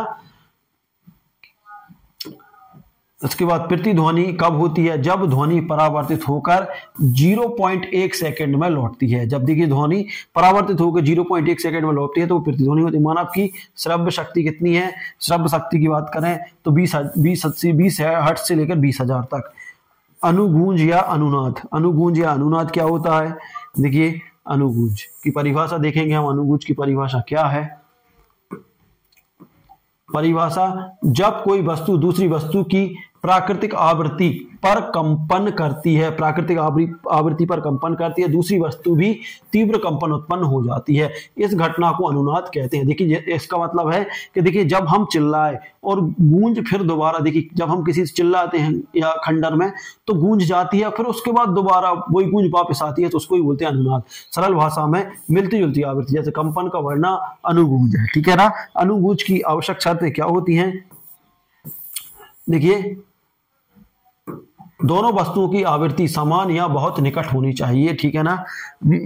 ऊर्जा आदान प्रदान संभव होना चाहिए, कम ऊर्जा में अधिक कंपन उत्पन्न होना चाहिए। अनुगूंज के उदाहरण दैनिक जीवन में उदाहरण, ठीक है ना। बीन बजाने पर सांप का हिलना, ये देखिए बीन बजाने पर सांप के शरीर में कंपन पैदा होता है ना, तो ये अनुगूंज का उदाहरण, तो ये आप लोग याद रख लें, है ना। उसके बाद झूला झूलना, उचित समय पर धक्का देने पर झूले की गति बढ़ जाती है, तो ये भी क्या है? अनुनाद का है। संगीत से खिड़कियों का कंपन, ध्वनि की आवृत्ति खिड़कियों की प्राकृतिक आवृत्ति से मेल खाती है, ठीक है ना। रेडियो ट्यूनिंग, है ना, स्टेशन की आवृत्ति मेल खाने पर स्पष्ट आवाज मिलती है, ठीक है ना। सेतु पर सैनिक का मार्च रोकना, कंपन से पुल टूट सकता है ना, इसलिए जो पुल रहता है वहां पर सैनिकों का मार्च रोक दिया जाता है, ठीक है ना। अब महत्वपूर्ण की बात करें, महत्वपूर्ण तथ्य क्या है? अनुगूंज ध्वनि या कंपन की तीव्रता बहुत बढ़ जाती है। जब अनुगूंज होती है तो ध्वनि या कंपन की तीव्रता बहुत ज्यादा बढ़ जाती है। यह एक प्रकार की ऊर्जा हस्तांतरण की प्रक्रिया है। यदि अनुगूंज अनियंत्रित हो जाए तो यह विनाशकारी हो सकती है। अनुगूंज यदि अनियंत्रितकारी हो जाए तो विनाशकारी हो सकती है, ठीक है ना। टेट के लिए क्या है? अब टेट के लिए क्या है? अनुगूंज क्या है? समान आवृत्ति से कंपन की तीव्र हो जाना। देखिए समान आवृत्ति से कंपन तीव्र हो जाना ही अनुगूंज कहलाती है। झूला झूलने में अनुगूंज का उदाहरण क्यों है? क्योंकि आवृत्ति से मेल से झूला की गति बढ़ती है। यदि आवृत्ति की मेल हो जाए तो झूला की गति बढ़ जाती है। रेडियो स्टेशनों के चयन किस सिद्धांत पर आधारित है? अनुगूंज पर आधारित। रेडियो स्टेशन का चयन किस पर आधारित है? अनुगूंज पर। अनुगूंज का एक विनाशकारी उदाहरण है सेतु का टूटना। देखिए अनुगूंज का उदाहरण क्या है? सेतु का टूटना, ठीक है ना, या पुल का टूटना। अनुगूंज का मुख्य शर्त क्या है? कंपन करने वाली वस्तु की आवृत्ति प्राकृतिक आवृत्ति, है ना, ये दोनों पर ही निर्भर करती है। इसके बाद हम बात करने वाले हैं, याद रखने योग्य बात क्या है? याद रखने योग्य अनुगूंज या नेचुरल फ्रीक्वेंसी और जो कहा मैचिंग फ्रीक्वेंसी। इसका जो अनुगूंज है उसमें जो प्राकृतिक फ्रीक्वेंसी में तरंग रहती है और जो यांत्रिक तरंग रहती है वो मैच करना चाहिए। कंपन धीरे धीरे बहुत अधिक हो जाती है। कंपन में क्या होता है? धीरे धीरे ये बहुत अधिक हो जाती है। रिसोनेंस का अधिक उपयोग ध्वनि संगीत संचार आदि में होता है। रिसोनेंस मतलब रहता है अनुगूंज। अनुगूंज का किस में होता है उपयोग? अधिक संगीत में होता है, ध्वनि में होता है, संचार आदि में होता है। पराश्रव्य तरंगे, अब पराश्रव्य अति श्रव्य तरंगे, इसकी परिभाषा देखते हैं हम क्या है। देखिए वे ध्वनि तरंगे जिनकी आवृत्ति 20,000 हर्ट्ज से अधिक होती हैं उन्हें पराश्रव्य ध्वनि, है ना, क्या कहते हैं? पराश्रव्य या अति श्रव्य ध्वनि कहा जाता है। इन्हें मनुष्य नहीं सुन सकता, ठीक है ना। इसकी विशेषताएं क्या है? इसकी विशेषताएं ये हैं कि देखिए आवृत्ति 20,000 से अधिक होती है हर्ट्ज से। तरंग दैर्घ्य बहुत छोटी होती है। तरंग दैर्घ्य मतलब उसका जो तरंग रहता है उसका दैर्घ्य बहुत छोटा रहता है, मतलब कि जो बीच का गैप बहुत कम रहता है। ऊर्जा अधिक होती है। दिशात्मकता सीधी रेखा में चलती है, ये सीधी रेखा में चलती है। माध्यम ठोस, द्रव और गैस सभी में फैल सकती हैं। जो 20,000 हर्ट्ज की जो तरंग है पराश्रव्य या अतिश्रव्य, वो सब जगह चल सकती हैं। अब जीव की बात करें, पराश्रव्य तरंग करने वाले जीव, है ना, चमगादड़ शिकार खोजने और उत्पन्न करने में, ठीक है ना। चमगादड़ इसमें का उपयोग करते हैं का शिकार खोजने और उड़ान में इसका उपयोग करते हैं। डॉल्फिन संचार और स्थान का अभ्यास में। हाथी कम आवृत्ति या अल्ट्रा लोड लेकिन संवाद के लिए प्रयोग करता है, ठीक है ना। उपयोग उपयोग क्या है इसका? देखिए पराश्रव्य ध्वनि अतिश्रव्य का उपयोग भी है। क्या है उपयोग? देखिए चिकित्सीय अल्ट्रा सोनोग्राफी द्वारा भ्रूण की जांच करता है, यही वाला। विज्ञान द्रवों में दरार का पता लगाता है, ठीक है ना। सफाई, सूक्ष्म छिद्रों की सफाई या घड़ी चश्मा में मापन, जल की गहराई मापने में, या सुरक्षा गति पहचाने अलार्म सिस्टम में। तो सोनार का उपयोग होता है, देखिए मापन या जल की गहराई नापने में किसका उपयोग होता है? सोनार। देखिए sonar sound navigation and the ragging, ठीक है ना। अब ये क्या होता है सोनार का? हम सोनार के बारे में बात कर ले रहे हैं। जहाजों में जल की गहराई मापने और मछलियों की स्थिति जानने पराश्रव्य तरंगों का उपयोग किया जाता है, ठीक है ना। ध्वनि की वापसी समय से दूरी मापी जाती है। देखिए कितने टाइम में गई ध्वनि और कितने टाइम वापस आई, इससे हम उसका पता लगा सकते हैं। मानव क्यों नहीं सुन सकता? देखिए मानव क्या है? मानव श्रव्य सीमा 20,000 से 20,000 हर्ट्ज है ना। अति श्रव्य ध्वनि की आवृत्ति इससे अधिक होती है, इसलिए मस्तिष्क उसे ग्रहण नहीं कर पाता, ठीक है ना। एमपीटेट के लिए क्या है दोस्तों? एमपीटेट की बात करें हम तो एमपीटेट में देखते हैं। देखिए पराश्रव्य तरंगे न्यूनतम आवृत्ति कितनी होती है? तो 20,000 होती है पराश्रव्य की न्यूनतम आवृत्ति, और अधिक तो कितनी हो कोई बात नहीं। 16 में कौन सी तरंगों का उपयोग होता है? तो पराश्रव्य तरंगों को, है ना। अल्ट्रासाउंड में कौन सी तरंग प्रयोग की जाती है? अतिश्रव्य, ठीक है ना। और चमगादड़ किस प्रकार तरंगों का प्रयोग करते हैं? पराश्रव्य तरंगों का प्रयोग करते हैं। क्या मनुष्य पराश्रव्य तरंग सुन सकता है? बिल्कुल नहीं सुन सकता। पराश्रव्य तरंगे अल्प श्रव्य तरंगे, ही अल्प श्रव्य तरंगे भी परिभाषित बेध्वनि तरंगे जिनकी आवृत्ति 20,000 से कम होती है उन्हें पराध्वनि, देखिए वो पराश्रव्य थी, ये पराध्वनि है ना। अल्प श्रव्य तरंगे कहते हैं, ठीक है ना। इन्हें भी मनुष्य नहीं सुन सकता। देखिए जो 20 से कम हर्ट्ज वाली जो रहती हैं उन्हें भी, जैसे अल्प श्रव्य कहते हैं, उन्हें भी नहीं सुन सकता, क्योंकि मानव श्रवण सीमा से नीचे है। मानव की श्रवण सीमा किससे? 20 हर्ट्ज से, 20 हर्ट्ज से है 20,000 तक। यदि इससे कम होगी तो भी नहीं सुन पाएगा, इससे अधिक है तो भी नहीं सुन पाएगा, ठीक है ना। मानव श्रव्य सीमा कितनी है? 20 हर्ट्ज से लेके 20,000 हर्ट्ज है ना। यदि देखिए इससे अधिक होगी तो नहीं सुन पाएगा, इससे कम होगी तो भी नहीं सुन पाएगा। देखिए अब यहां से क्वेश्चन बन सकता है कि 20,000, देखिए 20 हर्ट्ज से कम इसे क्या बोलते हैं? पराध्वनि तरंगे, और 20,000 से अधिक को क्या बोलते हैं? पराश्रव्य ध्वनि, ठीक है ना, याद रख लें। उसके बाद बात करते हैं हम पराध्वनि तरंगों की विशेषता गुण। आवृत्ति 20,000 से कम है ना। आवृत्ति क्या? 20,000 से कम में होती है। तरंग दैर्घ्य बहुत बड़ी, इसमें तरंग दैर्घ्य बहुत बड़ी होती है, मतलब उसके बहुत टाइम लगता है, ठीक है ना। गति मध्यम पर निर्भर करती है। श्रव्य मनुष्य इन्हें नहीं सुन सकता। लंबी दूरी तक फैलती हैं बिना ज्यादा ऊर्जा खोए, मतलब ये बहुत दूरी तक जाती है बिना ऊर्जा खोए। अब उसके बाद बात करते हैं पराश्रव्य ध्वनि को उपयोग सुन सकने वाले। हाथी एक दूसरे से दूर तक संवाद, व्हेल महासागर में। देखिए पराश्रव्य ध्वनि कौन कौन सुन सकता है? व्हेल, डायनासोर, माना जाता है कि वे पराध्वनि इस्तेमाल करते थे, है ना। और प्राकृतिक स्रोत भूकंप, ज्वालामुखी और गरज और तूफान आदि में, ठीक है ना। अब उसके बाद उपयोग क्या होता है? उपयोग की बात करें, यूज क्षेत्र भूकंप, भविष्यवाणी, धरती की गहराई से आने वाली धीमी तरंगे, आपदा चेतावनी प्रणाली, सुनामी या ज्वालामुखी या विस्फोट का पूर्व संकेत, पर्यावरणीय अध्ययन में गरज, तूफान आदि की निगरानी। ये सब किससे होती है? पराध्वनि तरंग, है ना, पराध्वनि से, ठीक है ना। अब उसके बाद मुख्य अंग देखिए, मुख्य क्या होता है पराध्वनि में? 20,000 से ये अधिक होती है पराध्वनि, है ना। मनुष्य नहीं सुन सकता, ठीक है ना। उसके बाद सामान्य ध्वनि 20 से 20,000 हर्ट्ज से 20,000 किलो हर्ट्ज से मनुष्य सुन सकता है। उसके पराश्रव्य 20,000 से क्या होती है? ये कम होती है, मनुष्य नहीं सुन सकता, ठीक है ना, पराश्रव्य, है ना। उसके बाद हम देखते हैं प्रश्न और उत्तर। पराध्वनि की अधिकतम आवृत्ति क्या है? 20,000 हर्ट्ज, 20 हर्ट्ज, है ना। और पराश्रव्य ध्वनि का उपयोग जीवों द्वारा किया जाता है, हाथी और व्हेल द्वारा। पराध्वनि का। देखिए पराध्वनि का उपयोग हाथी और व्हेल ही कर पाते हैं, है ना। भूकंप और ज्वालामुखी में कौन सी पराध्वनि ही उपयोग की जाती है, ठीक है ना, क्योंकि बहुत कम आवाज आती है। क्या मनुष्य पराध्वनि सुन सकता है? नहीं सुन सकता, ठीक है ना। पराध्वनि तरंगों की तरंग दैर्घ्य कैसी होती है? बहुत बड़ी होती है। तरंग दैर्घ्य मतलब फैलने की वो, है ना। उसके बाद तो दोस्तों इस तरीके से ये हमारा फिजिक्स का जो हमारा टॉपिक था, चुंबकत्व और लेंस, है ना, प्रकाशीय दर्पण, ये सारी चीजें हमने एक वीडियो में कंप्लीट कर ली है। लगभग 2 घंटे का वीडियो है। यदि आप लोग अच्छे से इसको 1 से 2 बार देख ले हैं तो दोस्तों यहाँ से जो भी क्वेश्चन आने वाले हैं वो सारे आप लोग कर लेंगे। तो दोस्तों ये था वीडियो, अच्छा लगा तो लाइक शेयर कमेंट कर दीजिए। साथ ही अभी तक चैनल पर ना हो, सब्सक्राइब नहीं किया, प्लीज सब्सक्राइब कर लीजिए। मिलते हैं अगले वीडियो में, तब तक जय हिंद जय भारत।